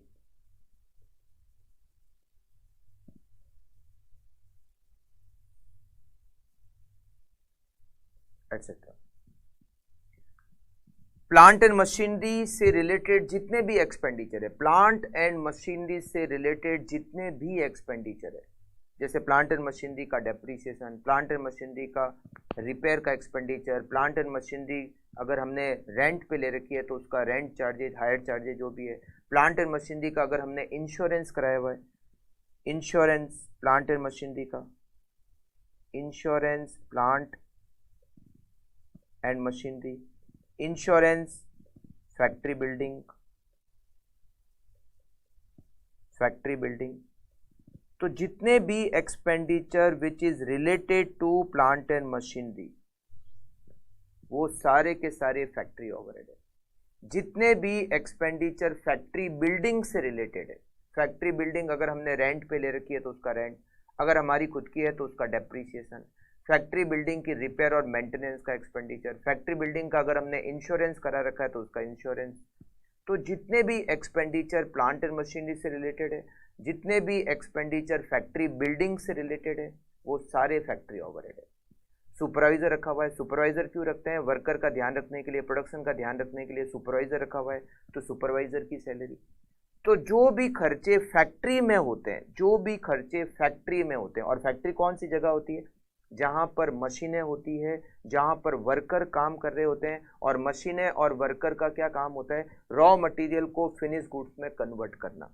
तो वहां जितने भी एक्सपेंडिचर लगते हैं, जितने भी एक्सपेंडिचर लगते हैं, वो सारे एक्सपेंडिचर फैक्ट्री ओवरहेड है। बस दो एक्सपेंडिचर को हम फैक्ट्री ओवरहेड में इंक्लूड नहीं करेंगे। पहला एक्सपेंडिचर तो है रॉ मटेरियल का एक्सपेंडिचर, और दूसरा एक्सपेंडिचर है वेजेज का एक्सपेंडिचर। ये दो एक्सपेंडिचर छोड़ दो, क्योंकि वो लगते तो फैक्ट्री में ही है। वेजेज की कॉस्ट कहाँ आती है? फैक्ट्री में आती है। मटेरियल की कॉस्ट कहाँ आती है? फैक्ट्री में आती है। But these are not included in factory overhead. ठीक है, तो आप समझ गए फैक्ट्री ओवरहेड क्या होते हैं। फैक्ट्री ओवरहेड का मतलब क्या होता है। अब मैं बात बताता हूं आपको ऑफिस ओवरहेड, मतलब एडमिनिस्ट्रेटिव ओवरहेड की। एडमिनिस्ट्रेटिव ओवरहेड क्या होता है? एडमिनिस्ट्रेटिव ओवरहेड ऑफिस के जितने भी एक्सपेंडिचर है, ऑफिस के जितने भी एक्सपेंडिचर है, जैसे ऑफिस स्टाफ की सैलरी, ऑफिस स्टाफ की सैलरी, ऑफिस फर्नीचर का डेप्रीशिएशन, ऑफिस फर्नीचर का डेप्रीशिएशन, ऑफिस बिल्डिंग का रेंट, अगर रेंट पे ले रखा है, ऑफिस बिल्डिंग का rent, office building repair and maintenance, repair and maintenance, office building का अगर इंश्योरेंस करा रखा है, ऑफिस बिल्डिंग का इंश्योरेंस, जनरल एक्सपेंसेस, बहुत बार एक नाम और दिया जाता है जनरल एक्सपेंसेस, सन्ड्री एक्सपेंसेस, तो वो भी हम इसमें इंक्लूड करते हैं, एटसेट्रा। तो एडमिनिस्ट्रेटिव से रिलेटेड जितना भी एक्सपेंडिचर है, बिजनेस एडमिनिस्ट्रेशन से रिलेटेड जितना भी एक्सपेंडिचर है, वो सारा का सारा एडमिनिस्ट्रेटिव ओवरहेड में इंक्लूड होता है। ओके, फिर बात करते हैं हम सेलिंग एंड डिस्ट्रीब्यूशन ओवरहेड की। Selling and distribution overhead, friends इसमें दो ओवरहेड हमने शामिल किए हैं। कौन कौन से? एक तो सेलिंग ओवरहेड और एक डिस्ट्रीब्यूशन ओवरहेड। ये दो अलग अलग ओवरहेड है। सेलिंग ओवरहेड अलग होता है, डिस्ट्रीब्यूशन ओवरहेड अलग होता है। सेलिंग ओवरहेड का मतलब क्या होता है? सेलिंग ओवरहेड का मतलब है वो सारे एक्सपेंडिचर जो सेल्स को प्रमोट करने के लिए हम इनकर करते हैं, जैसे एडवर्टीजमेंट का एक्सपेंडिचर, जैसे सेल्स प्रमोशन एक्सपेंसेस, जैसे मान लो सेल्स कमीशन दिया, जैसे हमने सेल्समैन को सैलरी दी, या सेल्समैन के ट्रेवलिंग का खर्चा। ये सारा खर्चा क्या है? सेल्स को प्रमोट करने के लिए काम आता है। जो भी खर्चा सेल्स को प्रमोट करने के लिए किया जाता है, वो सारे एक्सपेंडिचर होते हैं सेलिंग ओवरहेड। एक होता है डिस्ट्रीब्यूशन ओवरहेड, गुड्स को डिस्ट्रीब्यूट करने से रिलेटेड जितना भी एक्सपेंडिचर होता है, गुड्स को डिस्ट्रीब्यूट करने से रिलेटेड, मतलब क्या? वेयर हाउस से कस्टमर तक गुड्स पहुंचाने का जितना भी खर्चा होता है, जैसे फ्रेट आउटवर्ड लग गया मान लो, या मान लो हमारे लिए गुड्स को डिलीवर करने के लिए हमारे पास एक डिलीवरी व्हीकल है, उसके जितने भी खर्चे होंगे वो सारे के सारे खर्चे डिस्ट्रीब्यूशन ओवरहेड में आएंगे। वेयर हाउस के जितने भी एक्सपेंडिचर होंगे वो सारे के सारे डिस्ट्रीब्यूशन ओवरहेड में आएंगे। तो दो एक्सपेंडिचर है, एक है सेलिंग ओवरहेड, एक है डिस्ट्रीब्यूशन ओवरहेड। बट बहुत बार इन दोनों को अलग अलग करना थोड़ा सा भारी काम हो जाता है, तो हम क्या करते हैं, जनरली इन दोनों को एक ही हेड में रखते हैं। Selling overhead and distribution overhead दोनों को एक हेड में करेंगे तो नाम हो जाएगा सेलिंग एंड डिस्ट्रीब्यूशन ओवरहेड। तो हमने इन दोनों को एक ही हेड में रखा है, सेलिंग एंड डिस्ट्रीब्यूशन ओवरहेड। तो जनरली इसमें क्या क्या एक्सपेंडिचर आ सकता है? एडवर्टीजमेंट,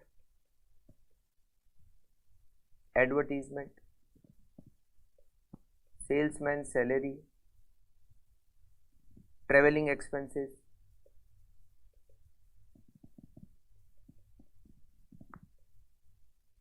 सेल्स कमीशन,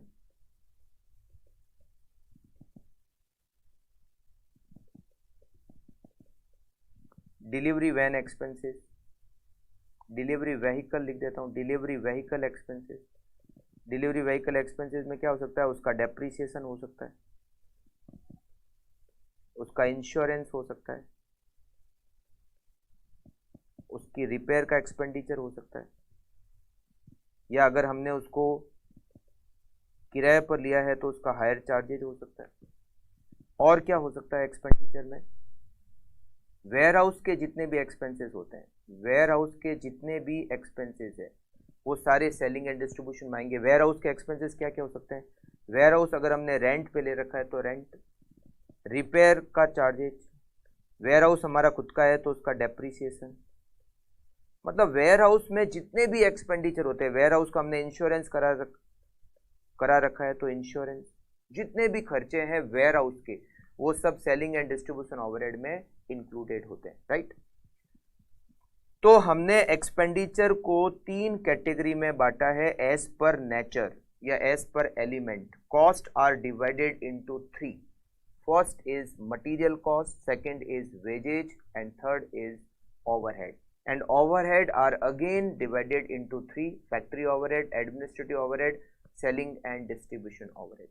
तो आप बिल्कुल मतलब समझ चुके होंगे कि फैक्ट्री ओवरहेड क्या होते हैं, एडमिनिस्ट्रेटिव ओवरहेड क्या होते हैं और सेलिंग एंड डिस्ट्रीब्यूशन ओवरहेड क्या होते हैं, राइट। कॉस्ट का एक और क्लासिफिकेशन डिस्कस करते हैं, कॉस्ट का एक क्लासिफिकेशन और डिस्कस करते हैं। Cost as per variability, as per variability,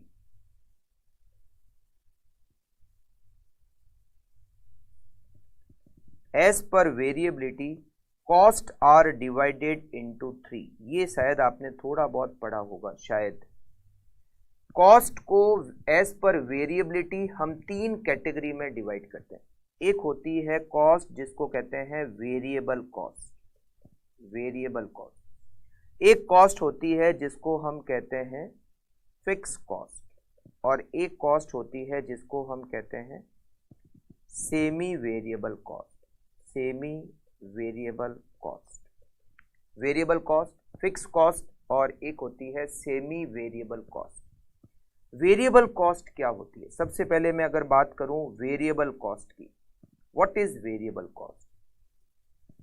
all expenses which vary in same proportion of activity level, or we can say same proportion of output, or we can say same proportion of sales is called variable cost.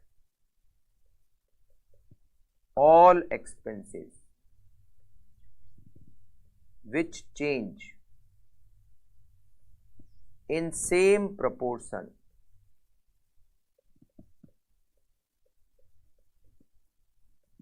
of sales, activity level, output is called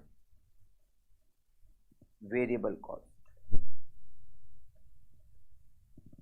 मैं आपको example से बताता हूं क्या होती है variable cost. जैसे मान लो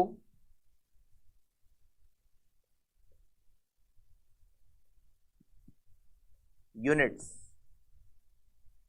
मैं 1000 यूनिट मैन्युफैक्चर करता हूं और मेरी जो कॉस्ट वेरिएबल कॉस्ट है, suppose it is 10,000 rupees. 1000 unit पर वेरिएबल कॉस्ट कितनी लगी? 10,000। जो खर्चा वेरिएबल है वो 10,000 है। अगर मैं आउटपुट को डबल कर देता हूं 2000, तो मेरी वेरिएबल कॉस्ट भी डबल हो जाएगी 20,000। अगर मैं आउटपुट को 3 गुना कर देता हूं 3 टाइम्स 3000, तो मेरी वेरिएबल कॉस्ट भी 3 टाइम्स हो जाएगी 30,000। अगर मैं आउटपुट को हाफ कर देता हूं 500, 1000 थी 500 कर दिया, तो मेरी वेरिएबल कॉस्ट भी हाफ हो जाएगी 5000।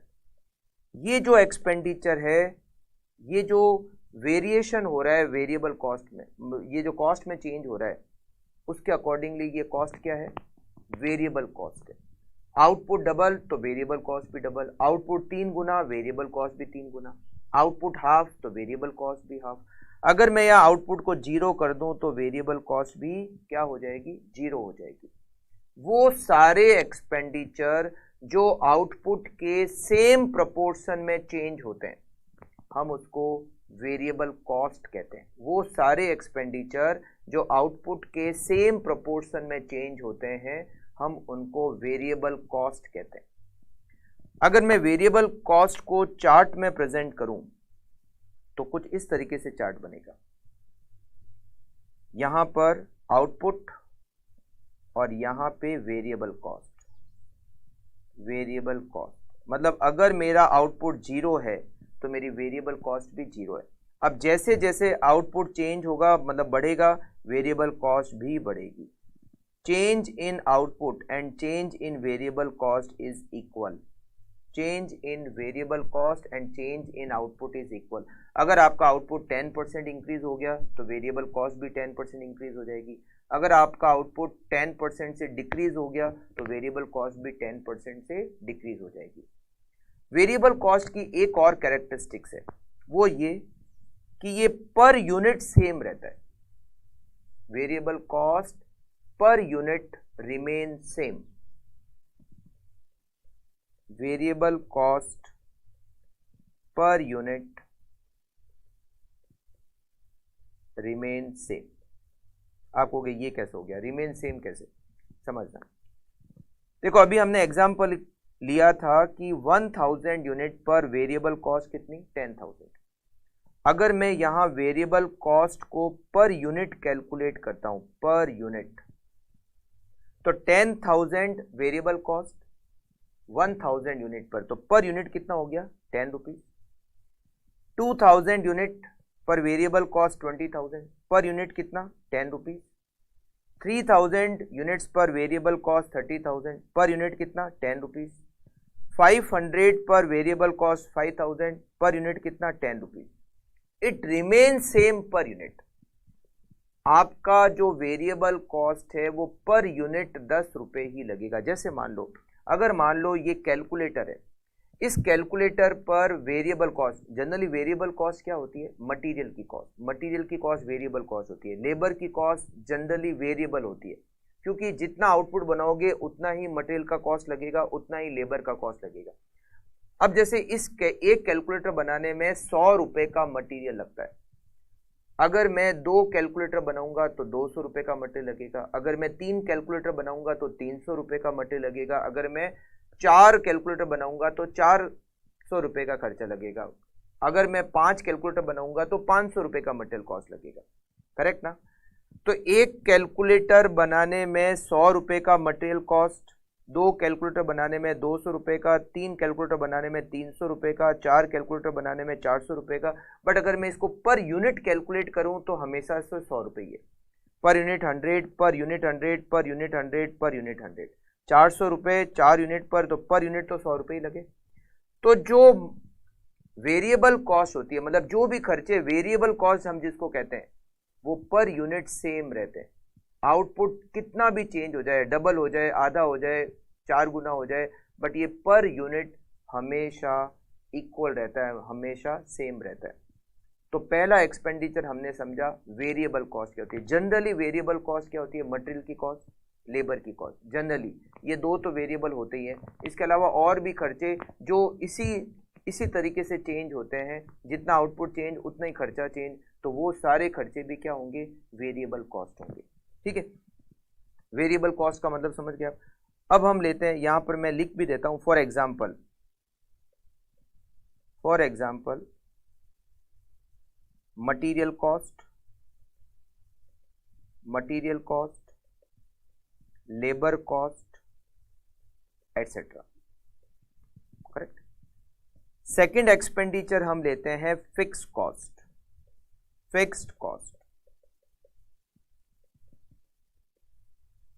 वो सारे expenditure which remain same at all activity level is called fixed cost. All expenses which remain same at all activity level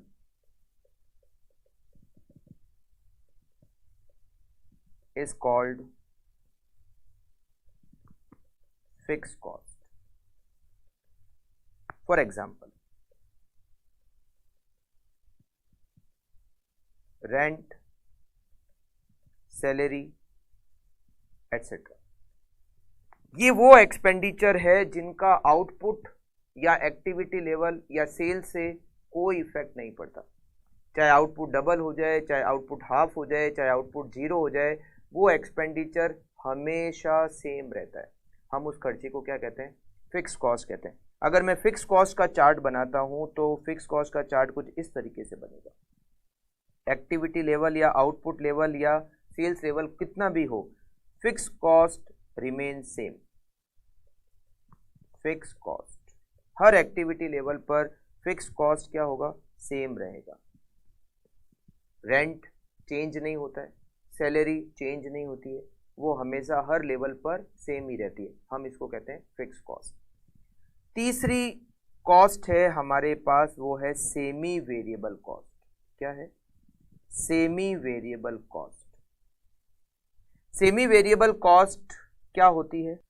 कुछ खर्चे ऐसे होते हैं जो कंप्लीटली वेरिएबल भी नहीं होते और कंप्लीटली फिक्स भी नहीं होते। उसमें कुछ पोर्शन वेरिएबल का होता है और कुछ पोर्शन फिक्स का होता है।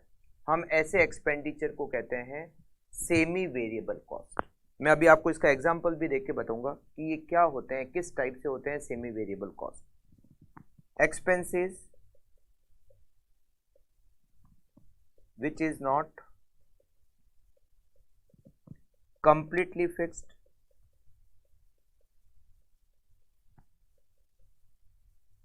not completely variable,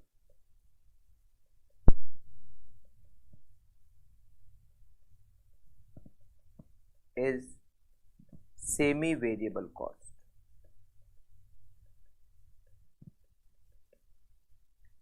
Some portion is fixed and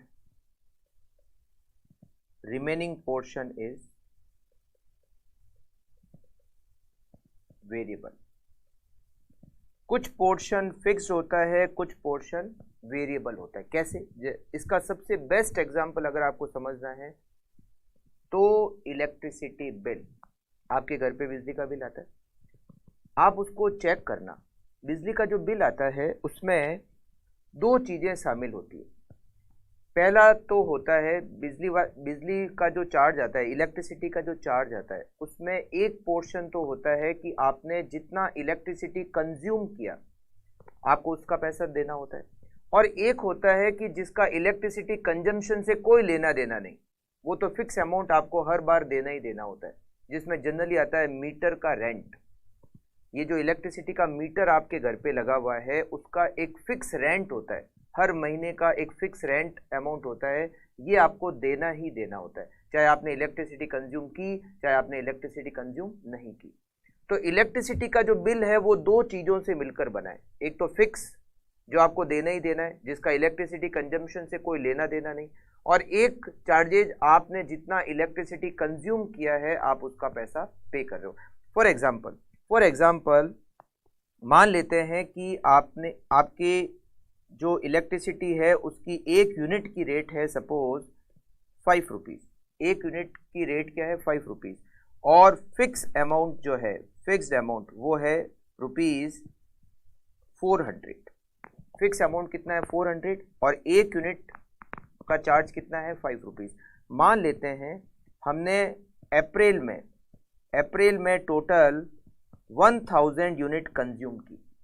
हमने अप्रैल में टोटल यूनिट कितनी कंज्यूम की? 1000। अब आपके यहाँ पर इलेक्ट्रिसिटी का बिल कितना आएगा? इलेक्ट्रिसिटी का बिल कितना आएगा? देखो 1000 मल्टीप्लाई बाई 5 रुपये रेट है एक यूनिट की, तो 1000 मल्टीप्लाई बाई 5000 तो हो गए variable, plus 400 rupees fix amount है।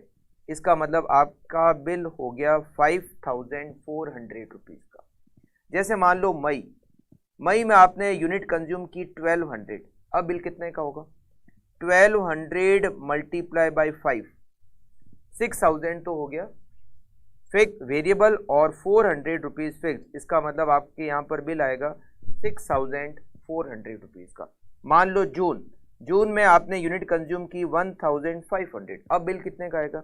1500 मल्टीप्लाई बाई 5, ये तो हो गया वेरिएबल, प्लस 400 हो गया फिक्स। दोनों मिलकर ये आपका बिल हो गया 6,900 रुपीज़ का। तो ये जो बिल है ये फिक्स नहीं है, कंप्लीटली फिक्स नहीं है। अगर ये कंप्लीटली फिक्स होता तो हर महीने फिक्स अमाउंट आता। देखो चेंज होता जा रहा है, 5400, 6400, 6900। तो ये जो बिल का अमाउंट है वो ये बिल 7,900 का हो गया, 6500 नहीं 7500। तो ये बिल 7,900 का हो गया। तो यहाँ पर ये बिल का अमाउंट चेंज होता जा रहा है, 5400, 6400, 7900। It means it is not completely fixed. Second, it is not completely variable. अगर ये कंप्लीटली वेरिएबल होता तो यूनिट जिस प्रोपोर्शन में चेंज हुई है उसी प्रोपोर्शन में बिल भी चेंज होता। जैसे यूनिट 1000 से 1200 हो गई तो आपकी यूनिट 20% इंक्रीज हुई है, 20% इंक्रीज। तो क्या आपका बिल 20% इंक्रीज हुआ है? नहीं, आपका बिल 20% से कम इंक्रीज हुआ है। मतलब ये जो एक्सपेंडिचर है इसके दो पोर्शन है, एक पोर्शन है वेरिएबल, एक पोर्शन है फिक्स्ड। सेमी वेरिएबल कॉस्ट हम वो एक्सपेंडिचर को कहते हैं जिसके दो पोर्शन होते हैं, एक वेरिएबल पोर्शन होता है, एक फिक्स पोर्शन होता है। हम अगर चाहें तो वेरिएबल पोर्शन को अलग कर सकते हैं और फिक्स पोर्शन को अलग कर सकते हैं। अलग कैसे करते हैं मैं आपको बताता हूँ। मान लो आपको एक सेमी वेरिएबल कॉस्ट दे रखी है। एक कंपनी कहती है कि हमारी अगर 5000 यूनिट बनती है तो सेमी वेरिएबल कॉस्ट होती है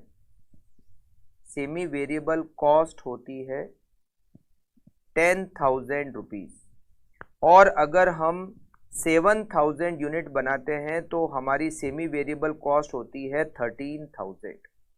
ठीक है, तो बताओ कि इसमें ये जो सेमी वेरिएबल कॉस्ट है इसमें कितना फिक्स्ड है और कितना वेरिएबल है, कितना फिक्स्ड है और कितना वेरिएबल है।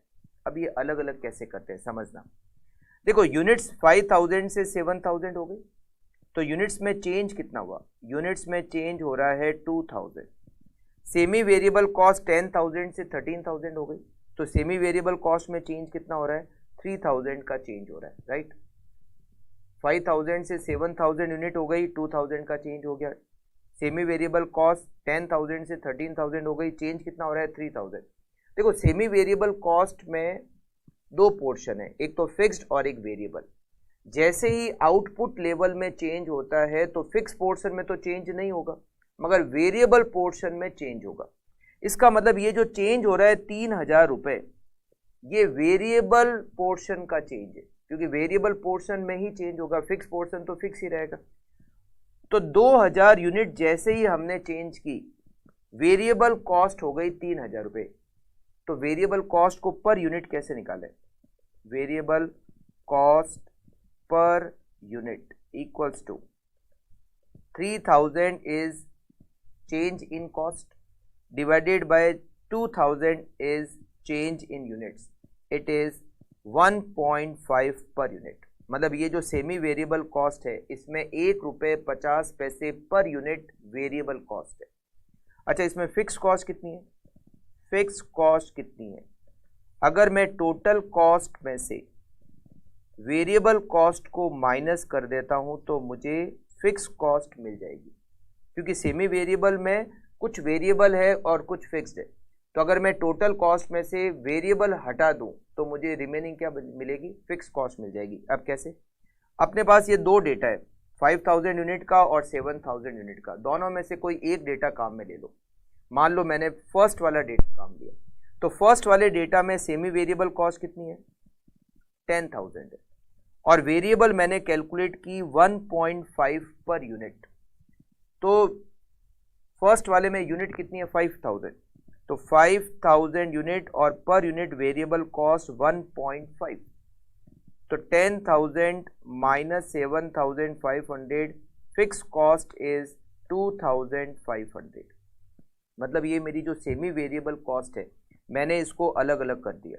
सेमी वेरिएबल कॉस्ट जो मेरी थी मैंने इसको अलग अलग किया। इसमें 1.5 पर यूनिट ये तो हो गई वेरिएबल और ₹2,500 ये हो गई मेरी फिक्स कॉस्ट। तो सेमी वेरिएबल कॉस्ट में दो पोर्शन होते हैं, एक पोर्शन होता है वेरिएबल, एक पोर्शन होता है फिक्स्ड। फिक्स पोर्शन और वेरिएबल पोर्शन को हम चाहें तो अलग अलग कर सकते हैं। तो तीन तरह की कॉस्ट होती है, एक होती है कंप्लीटली वेरिएबल, एक होती है कंप्लीटली फिक्स्ड और एक होती है semi variable. Completely variable, completely fixed और एक हो गई सेमी वेरिएबल। सेमी वेरिएबल में कुछ वेरिएबल होता है और कुछ फिक्स्ड होता है। तो हम कॉस्ट को एज पर वेरिएबिलिटी तीन कैटेगरी में डिवाइड कर सकते हैं, वेरिएबल कॉस्ट, फिक्स कॉस्ट और सेमी वेरिएबल कॉस्ट। अब मैं आपको दो चार एग्जाम्पल ले रहा हूं यहाँ पर, आप मुझे बताना कि कौन सी वेरिएबल है, कौन सी फिक्स्ड है और कौन सी सेमी वेरिएबल है, और सेमी वेरिएबल को कैसे अलग अलग किया जा सकता है ना। एग्जाम्पल नंबर 1, एग्जाम्पल 1, मान लो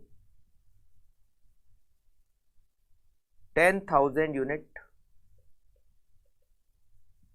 और 15,000 यूनिट पर हमें एक्सपेंसेस दे रखा है। Expenses number 1, expenses number 2, expenses number 3, expenses number 4, expenses number 5। Expenses number 1 दे रखा है 1 लाख एंड 1,50,000। एक्सपेंसेस नंबर 2 हमें दे रखा है 75,000 and 75,000। Expenses number 3 40,000 and 60,000। Expenses number 4 80,000 80,000।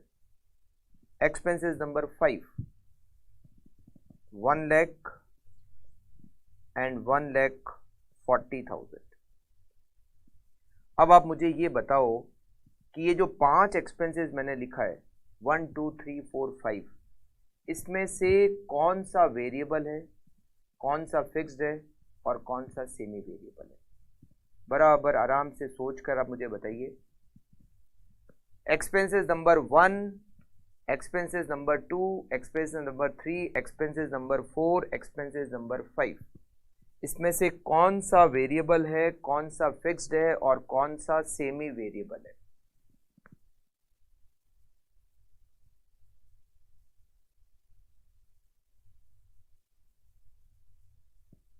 आप कैटेगराइज कीजिए, फिर मैं आपको इसका सही आंसर बताता हूं।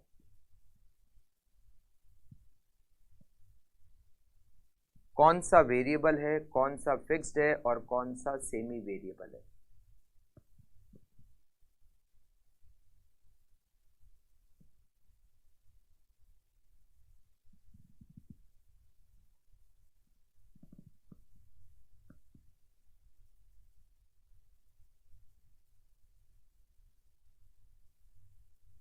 चलिए देखिए, सबसे पहले बात करते हैं एक्सपेंसेस नंबर 1 की।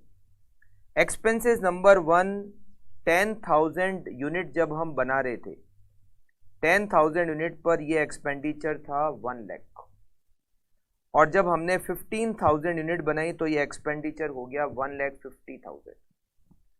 सबसे पहले हम ये चेक करेंगे कि क्या ये एक्सपेंडिचर फिक्स्ड है। ये एक्सपेंडिचर फिक्स नहीं है। कैसे पता चला? अगर ये एक्सपेंडिचर फिक्स्ड होता तो आउटपुट चेंज होने पर भी इसका अमाउंट चेंज नहीं होता, तो ये खर्चा फिक्स तो नहीं है। अब चेक करते हैं कि क्या ये एक्सपेंडिचर वेरिएबल है। कैसे पता चलता है कि खर्चा वेरिएबल है? आप पर यूनिट निकाल लो। यहां पर 1 लाख रुपीज है, यहां पर 1 लाख रुपीज है 10,000 यूनिट पर, तो पर यूनिट कितना हुआ? पर यूनिट 10 रुपीज हुआ। यहां 1,50,000 है और यूनिट कितनी है? 15,000, तो 1,50,000 15,000 यूनिट पर है, तो पर यूनिट कितना हुआ? 10 रुपीज। मतलब 10,000 यूनिट पर भी ये 10 रुपीज पर यूनिट है और 15,000 यूनिट पर भी ये 10 रुपीज पर यूनिट है। जो एक्सपेंडिचर पर यूनिट सेम रहता है, पर यूनिट सेम रहता है, वो एक्सपेंडिचर वेरिएबल होता है। ये एक्सपेंसेस क्या हो गया? ये एक्सपेंसेस वेरिएबल हो गया। जो एक्सपेंडिचर पर यूनिट सेम रहता है दो अलग अलग एक्टिविटी लेवल पर, वो खर्चा वेरिएबल होता है। अच्छा, वेरिएबल ऐसे भी देख सकते हैं, 10,000 यूनिट पर 1 लाख था, 15,000 यूनिट पर 150 हो गया, यूनिट्स 50% इंक्रीज हो गई और एक्सपेंडिचर भी 50% इंक्रीज हो गया। तो जो खर्चा, अगर आउटपुट 50% इंक्रीज है और एक्सपेंसेस भी 50% इंक्रीज है, मतलब ये वेरिएबल कॉस्ट है। तो वेरिएबल कॉस्ट को ऐसे भी चेक कर सकते हो या फिर पर यूनिट निकाल के भी चेक कर सकते हो कि दोनों एक्टिविटी लेवल पर यूनिट ये 10 रुपीज है, it means it is variable cost. अब बात करते हैं एक्सपेंसेस नंबर 2 की।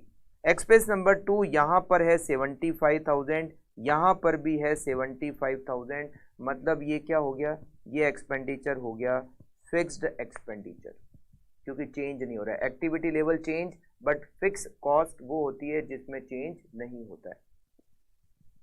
एक्सपेंसेस नंबर 3, यहाँ है 40,000, यहाँ है 60,000, इसका मतलब ये एक्सपेंडिचर फिक्स तो नहीं है।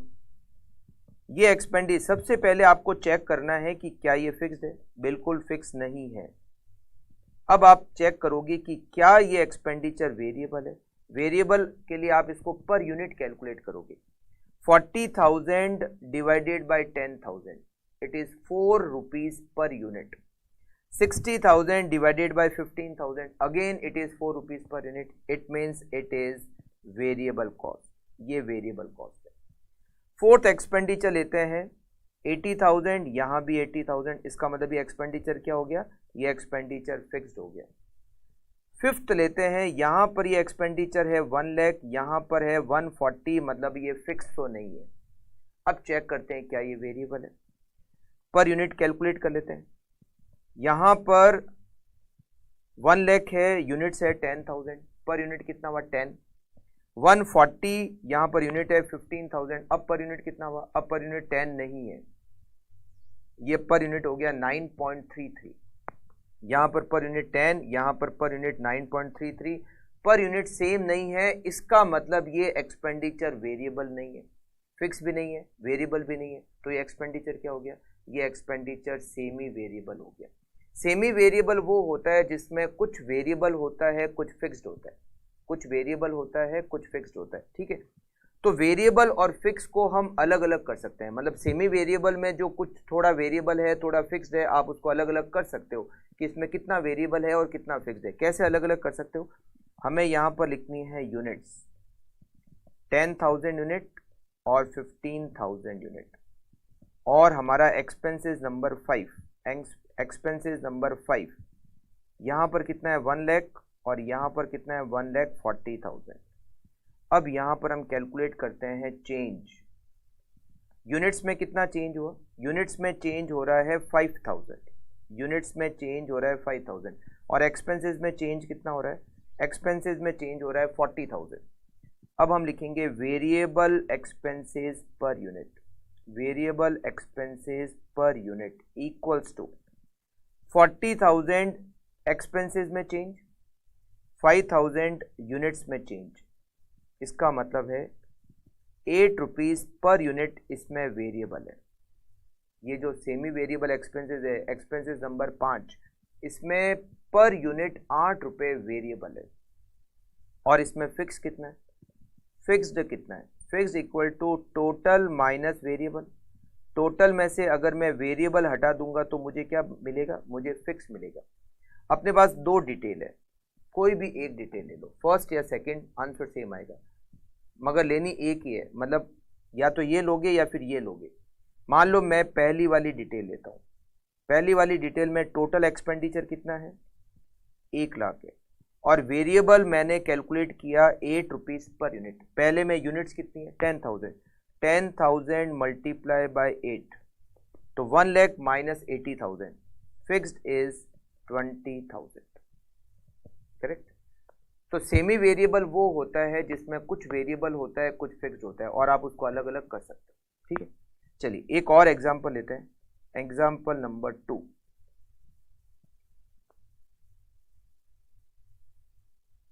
5,000 यूनिट और 8,000 unit, expenses number 1 expenses number 2, expenses number 3, expenses number 4 और expenses number 5. Expenses number 1 is 40,000, 64,000, 35,000, 35,000, 1 lakh, 1,30,000, 40,000, 40,000, 75,000, 90,000.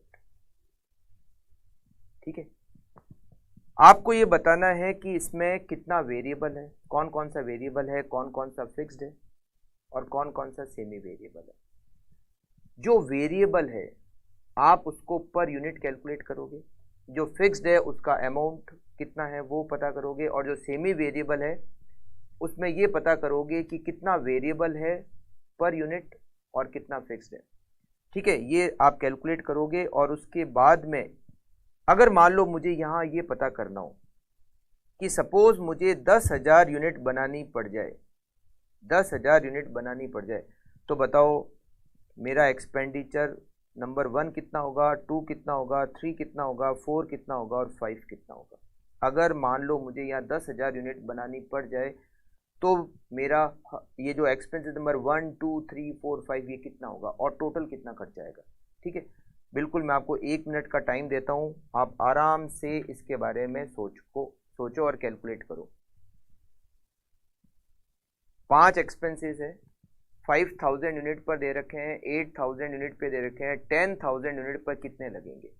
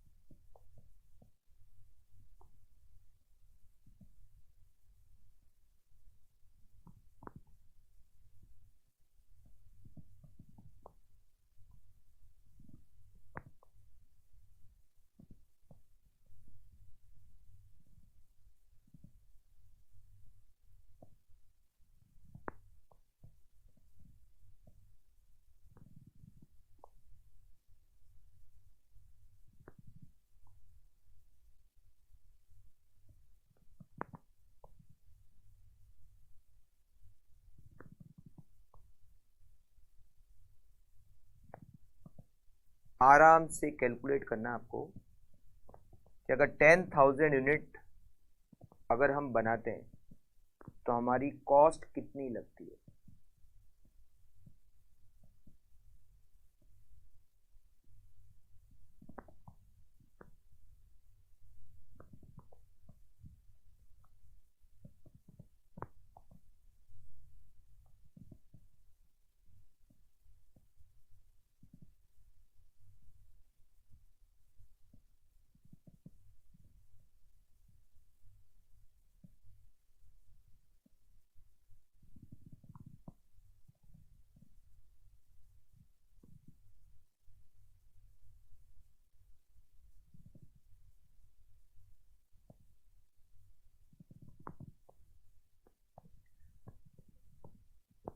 I think आपने सॉल्व किया होगा.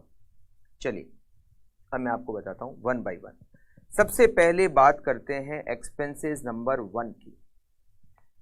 चेक करते हैं क्या ये फिक्स कॉस्ट है. 5,000 यूनिट पर 40,000 और 8,000 यूनिट पर 64,000. It means it is not fix cost, ये फिक्स कॉस्ट नहीं है. अब चेक करते हैं कि क्या ये वेरिएबल कॉस्ट है. 40,000 divided by 5,000 per unit 8 rupees. 40,000 divided by 5,000 per unit 8 rupees. 64,000 divided by 8,000, again it is per unit 8। इसका मतलब ये जो एक्सपेंसेस नंबर 1 है, expenses number 1, it is variable cost ₹8 per unit, ये 8 रुपये पर यूनिट लगता है। तो अगर मैं 10,000 यूनिट बनाता हूं, अगर मैं 10,000 यूनिट बनाता हूं तो पर यूनिट ये कितना लगेगा, 8 रुपीज। तो 10,000 मल्टीप्लाई बाय 8, ये हो जाएगा 80,000। ओके, फिर सेकंड एक्सपेंसेस पे आते हैं। 35,000, मतलब ये एक्सपेंडिचर क्या हो गया, ये एक्सपेंडिचर फिक्स्ड है, और फिक्स्ड है इसका मतलब है अगर 10,000 यूनिट में बनाता हूं तो भी ये एक्सपेंडिचर कितना लगेगा, 35,000 ही लगेगा, 35,000।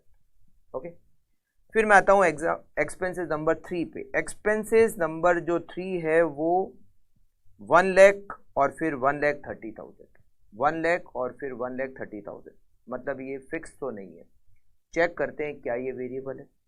1 लाख में अगर मैं 5,000 का डिवाइड करता हूं तो ये आता है 20 रुपीज पर यूनिट, और अगर मैं 130 में 8,000 का डिवाइड करता हूं, 130 डिवाइडेड बाय 8,000, तो ये होता है 16.25। फिक्स नहीं है, वेरिएबल भी नहीं है, वेरिएबल पर यूनिट सेम नहीं है। वेरिएबल कब होता है, जब वो एक्सपेंडिचर पर यूनिट सेम होता है। तो यहाँ पर 20 रुपीज पर यूनिट आ रहा है, यहाँ 16.25 पर यूनिट आ रहा है, इसका मतलब ये वेरिएबल भी नहीं है, फिक्स भी नहीं है, वेरिएबल भी नहीं है, तो क्या हो गया, semi variable. Expenses number 3 semi variable है, एक्सपेंसेस नंबर 3 सेमी वेरिएबल है। सेमी वेरिएबल है इसका मतलब है इसमें कुछ फिक्स्ड है और कुछ वेरिएबल है, अलग अलग करना पड़ेगा। यूनिट और expenses number 3, expenses number 3, unit 5,000 unit पर 1 लाख रुपीज एक्सपेंसेस, और 8,000 यूनिट पर 1,30,000 का एक्सपेंसेस, करेक्ट। अब यहाँ पर करते हैं चेंज, चेंज लिख सकते हैं या फिर इसको डिफरेंस भी लिख सकते हैं। यूनिट्स में डिफरेंस कितना, 3,000, एक्सपेंसेस में डिफरेंस कितना, 30,000, ठीक है। तो हम यहाँ लिखते हैं variable expenses, variable expenses per unit equals to difference in expenses 30,000 divided by difference in unit 3,000। तो पर यूनिट ये 10 रुपीज का तो वेरिएबल है, मतलब ये जो सेमी वेरिएबल एक्सपेंसेस है इसमें 10 रुपये पर यूनिट तो वेरिएबल है। और फिक्स कितना, फिक्स्ड कितना, fixed equal to total minus variable, total minus variable. मैं फर्स्ट वाली डिटेल को लेता हूँ। फर्स्ट वाली डिटेल में टोटल कितना है, 1 लाख, माइनस वेरिएबल कितना, 5,000 unit, per unit 10 rupees, it is 50,000। Fixed हो गया 50,000, वेरिएबल हो गया 10 रुपीज पर यूनिट। अगर मैं 10,000 यूनिट बनाता हूं, अगर मैं 10,000 यूनिट बनाता हूं तो ये एक्सपेंसेस नंबर 3 कितना लगेगा, एक्सपेंसेस नंबर 3 कितना लगेगा, देखो 10,000 यूनिट पर यूनिट वेरिएबल कितना है 10, तो 10,000 मल्टीप्लाई बाय 10, ये तो हो गया वेरिएबल, और 50,000 इसमें क्या हो गया, फिक्स्ड। इसका मतलब ये एक्सपेंसेस नंबर 3 जो है ये होगा 1,50,000।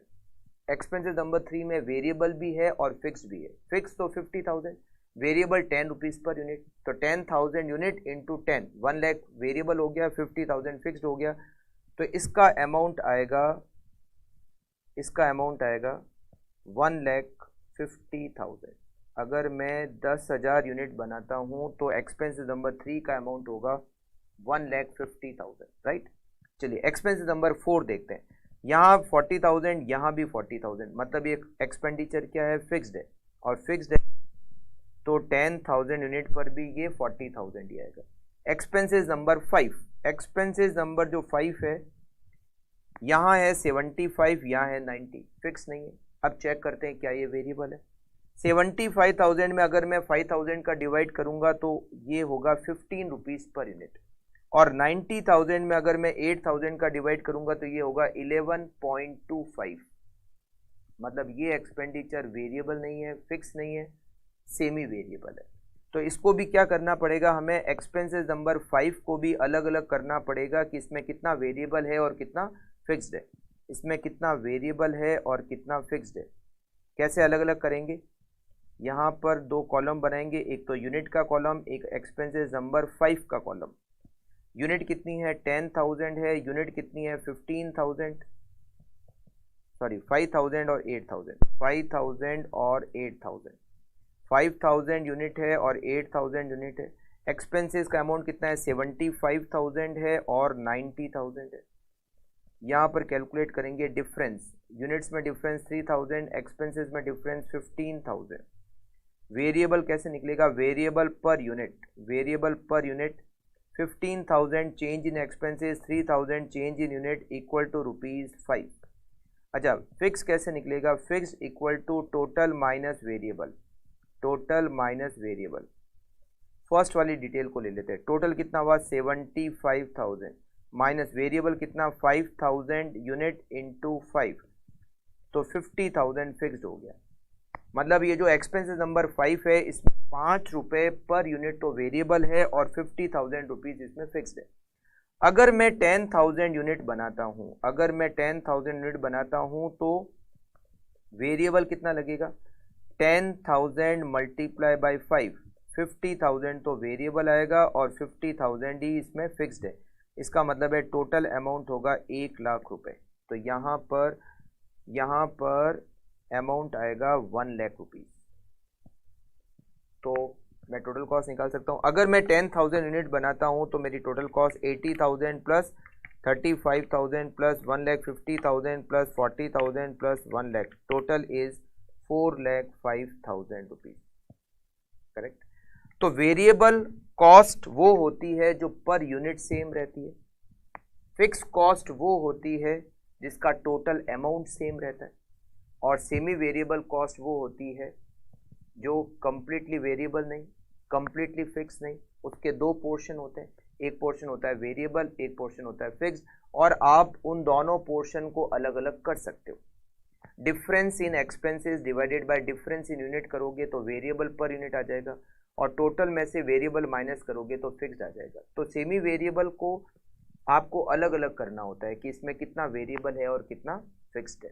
ठीक है, ये सब अपन बात कर रहे हैं बेसिक कॉन्सेप्ट के बारे में, मतलब कॉस्टिंग के आगे चैप्टर्स में ये कहीं ना कहीं पॉइंट आगे आपको मिलते रहेंगे। तो हम अभी से ही थोड़े बहुत बेसिक कॉन्सेप्ट क्लियर कर लेते हैं तो आगे चैप्टर्स में हमें दिक्कत नहीं आएगी। ठीक है, तो कॉस्ट का क्लासिफिकेशन मैंने आपको बताया कि कॉस्ट को एज पर नेचर 3 कैटेगरी में डिवाइड कर सकते हैं। एक कैटेगरी होती है मटेरियल, लेबर और ओवरहेड।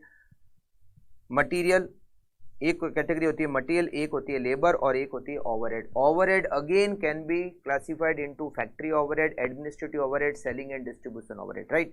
अच्छा, उसके बाद में मैंने आपको बताया कि कॉस्ट को एक और तरीके से हम क्लासीफाई कर सकते हैं, cost as classification as per variability. As per variability हम कॉस्ट को 3 कैटेगरी में बांट सकते हैं, वेरिएबल कॉस्ट, फिक्स कॉस्ट और सेमी वेरिएबल कॉस्ट। राइट। तो ये तो हमारा कॉस्ट का क्लासिफिकेशन 2 तरीके से कंप्लीट हुआ। अभी और कॉस्ट के क्लासिफिकेशन बाकी हैं। अब मैं आपको एक दे रहा हूं एग्जाम्पल होमवर्क में, आप उसको सॉल्व करोगे और हम नेक्स्ट क्लास में उसको सबसे पहले डिस्कस करेंगे, फिर आगे चलेंगे। ठीक है, आप लोग लिखिए एग्जाम्पल, एग्जाम्पल होमवर्क, होमवर्क का पहला एग्जाम्पल लिखिए आप लोग। 12,000 यूनिट और 20,000 unit, expenses 1, 2, 3, 4 and 5, 1,00,000 and 1,40,000, then 60,000 and 1,00,000,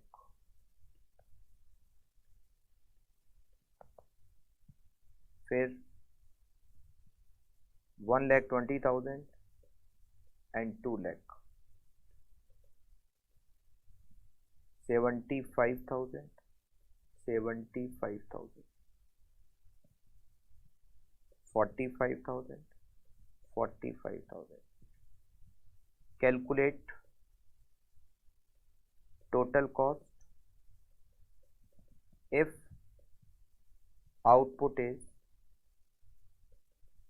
25,000 units, अगर 25,000 यूनिट्स होती है तो हमारी टोटल कॉस्ट क्या होगी, आपको इसको कैलकुलेट करना है। ठीक है, ये है आज का हमारा एग्जाम्पल। ठीक है, तो आज की क्लास को यहाँ पर हम कंप्लीट करेंगे और आज का हमने जो भी पढ़ा उसको हम लास्ट में जाते जाते हर क्लास में सबसे लास्ट में हम उसको रिवाइज करेंगे और हमने इसको नाम दिया है धोनी का हेलीकॉप्टर शॉट। सबसे लास्ट में जितना भी पढ़ा है हमने आज पूरे क्लास में, लास्ट में हम उसको एक बार फटाफट से रिवाइज करेंगे और उसको हमने क्या नाम दिया है, धोनी का हेलीकॉप्टर शॉट। फ्रेंड्स, मैंने आपको बताया कि ये जो सब्जेक्ट है कॉस्ट एंड मैनेजमेंट अकाउंटिंग, इसका यूज़ किया है तो बिजनेस में अलग अलग काम के लिए अलग अलग डिपार्टमेंट बने हुए होते हैं। Purchase department, production department, sales department, हर डिपार्टमेंट का एक काम होता है। उसी तरीके से एक और डिपार्टमेंट बना होता है जिसका नाम होता है cost and management accounting department. Cost and management accounting department का क्या काम होता है, मैंने आपको कुछ मेन फंक्शन के बारे में बताया। पहला मैंने आपको बताया कैलकुलेशन ऑफ कॉस्ट, कॉस्ट को कैलकुलेट करना। दूसरा मैंने आपको बताया कॉस्ट कंट्रोल। तीसरा मैंने आपको बताया provide information for decision making. Fourth मैंने आपको बताया calculate profit of each activity. और लास्ट मैंने आपको बताया कॉस्ट अकाउंटिंग। कॉस्ट अकाउंटिंग, ये सारे काम जो होते हैं वो कॉस्ट अकाउंटिंग डिपार्टमेंट करता है और हमें इस सब्जेक्ट में यही सब कुछ करना है।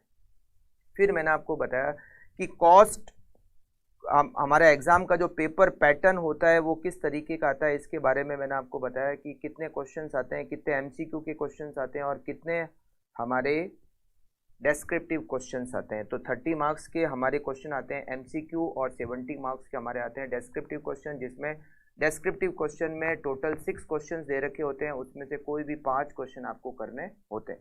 इसके बाद में हमने डिस्कस किया कि कॉस्ट को कैसे क्लासीफाई कर सकते हैं। तो एज पर नेचर हम कॉस्ट को क्लासीफाई कर सकते हैं और एज पर वेरिएबिलिटी हम कॉस्ट को क्लासीफाई कर सकते हैं। और भी है जो हम नेक्स्ट क्लास में पढ़ेंगे। ठीक है, कॉस्ट को एज पर नेचर हम 3 तरीके से कैटेगराइज कर सकते हैं, मटेरियल कॉस्ट, लेबर कॉस्ट और ओवरहेड। मटेरियल और लेबर की कॉस्ट को छोड़कर जितनी भी कॉस्ट होती है हम उसको ओवरहेड कहते हैं। ओवरहेड को वापस हम 3 कैटेगरी में क्लासीफाई कर सकते हैं, factory overhead, administrative overhead, selling and distribution overhead. Factory overhead का मतलब वो सारे एक्सपेंडिचर जो फैक्ट्री में इनकर करते हैं। एडमिनिस्ट्रेटिव ओवरहेड वो सारे एक्सपेंडिचर जो हम ऑफिस में इनकर करते हैं। और सेलिंग एंड डिस्ट्रीब्यूशन ओवरहेड में 2 एक्सपेंडिचर आते हैं, सेलिंग ओवरहेड और डिस्ट्रीब्यूशन ओवरहेड। सेलिंग ओवरहेड का मतलब है वो सारे एक्सपेंडिचर जो सेल्स को प्रमोट करने के लिए किए जाते हैं और डिस्ट्रीब्यूशन ओवरहेड का मतलब है वो खर्चे जो गुड्स को कस्टमर तक पहुंचाने के लिए जितना भी एक्सपेंडिचर होता है उसको हम डिस्ट्रीब्यूशन ओवरहेड कहते हैं। इसके बाद में हमने पढ़ा कि कॉस्ट को हम वेरिएबिलिटी के हिसाब से 3 कैटेगरी में डिवाइड कर सकते हैं, वेरिएबल कॉस्ट, फिक्स कॉस्ट और semi variable cost. Variable cost का मतलब वो एक्सपेंडिचर जो आउटपुट, सेल्स या एक्टिविटी लेवल के सेम प्रोपोर्शन में चेंज होते हैं बट पर यूनिट सेम रहते हैं। फिक्स कॉस्ट का मतलब है वो एक्सपेंडिचर जो एक्टिविटी लेवल या सेल्स से या आउटपुट लेवल से चेंज नहीं होते, वो हर एक्टिविटी लेवल पर जिनका अमाउंट फिक्स रहता है हम उसको फिक्स कॉस्ट कहते हैं। तीसरा हमने पढ़ा semi variable cost which is not completely variable, not completely fixed. उसमें कुछ पोर्शन वेरिएबल का होता है, कुछ पोर्शन फिक्स का होता है और वेरिएबल और फिक्स पोर्शन को आप अलग अलग कर सकते हो, जिसके लिए वेरिएबल को पर यूनिट कैलकुलेट करने के लिए आपको difference in expenses divided by difference in unit का फॉर्मूला यूज़ करना होता है।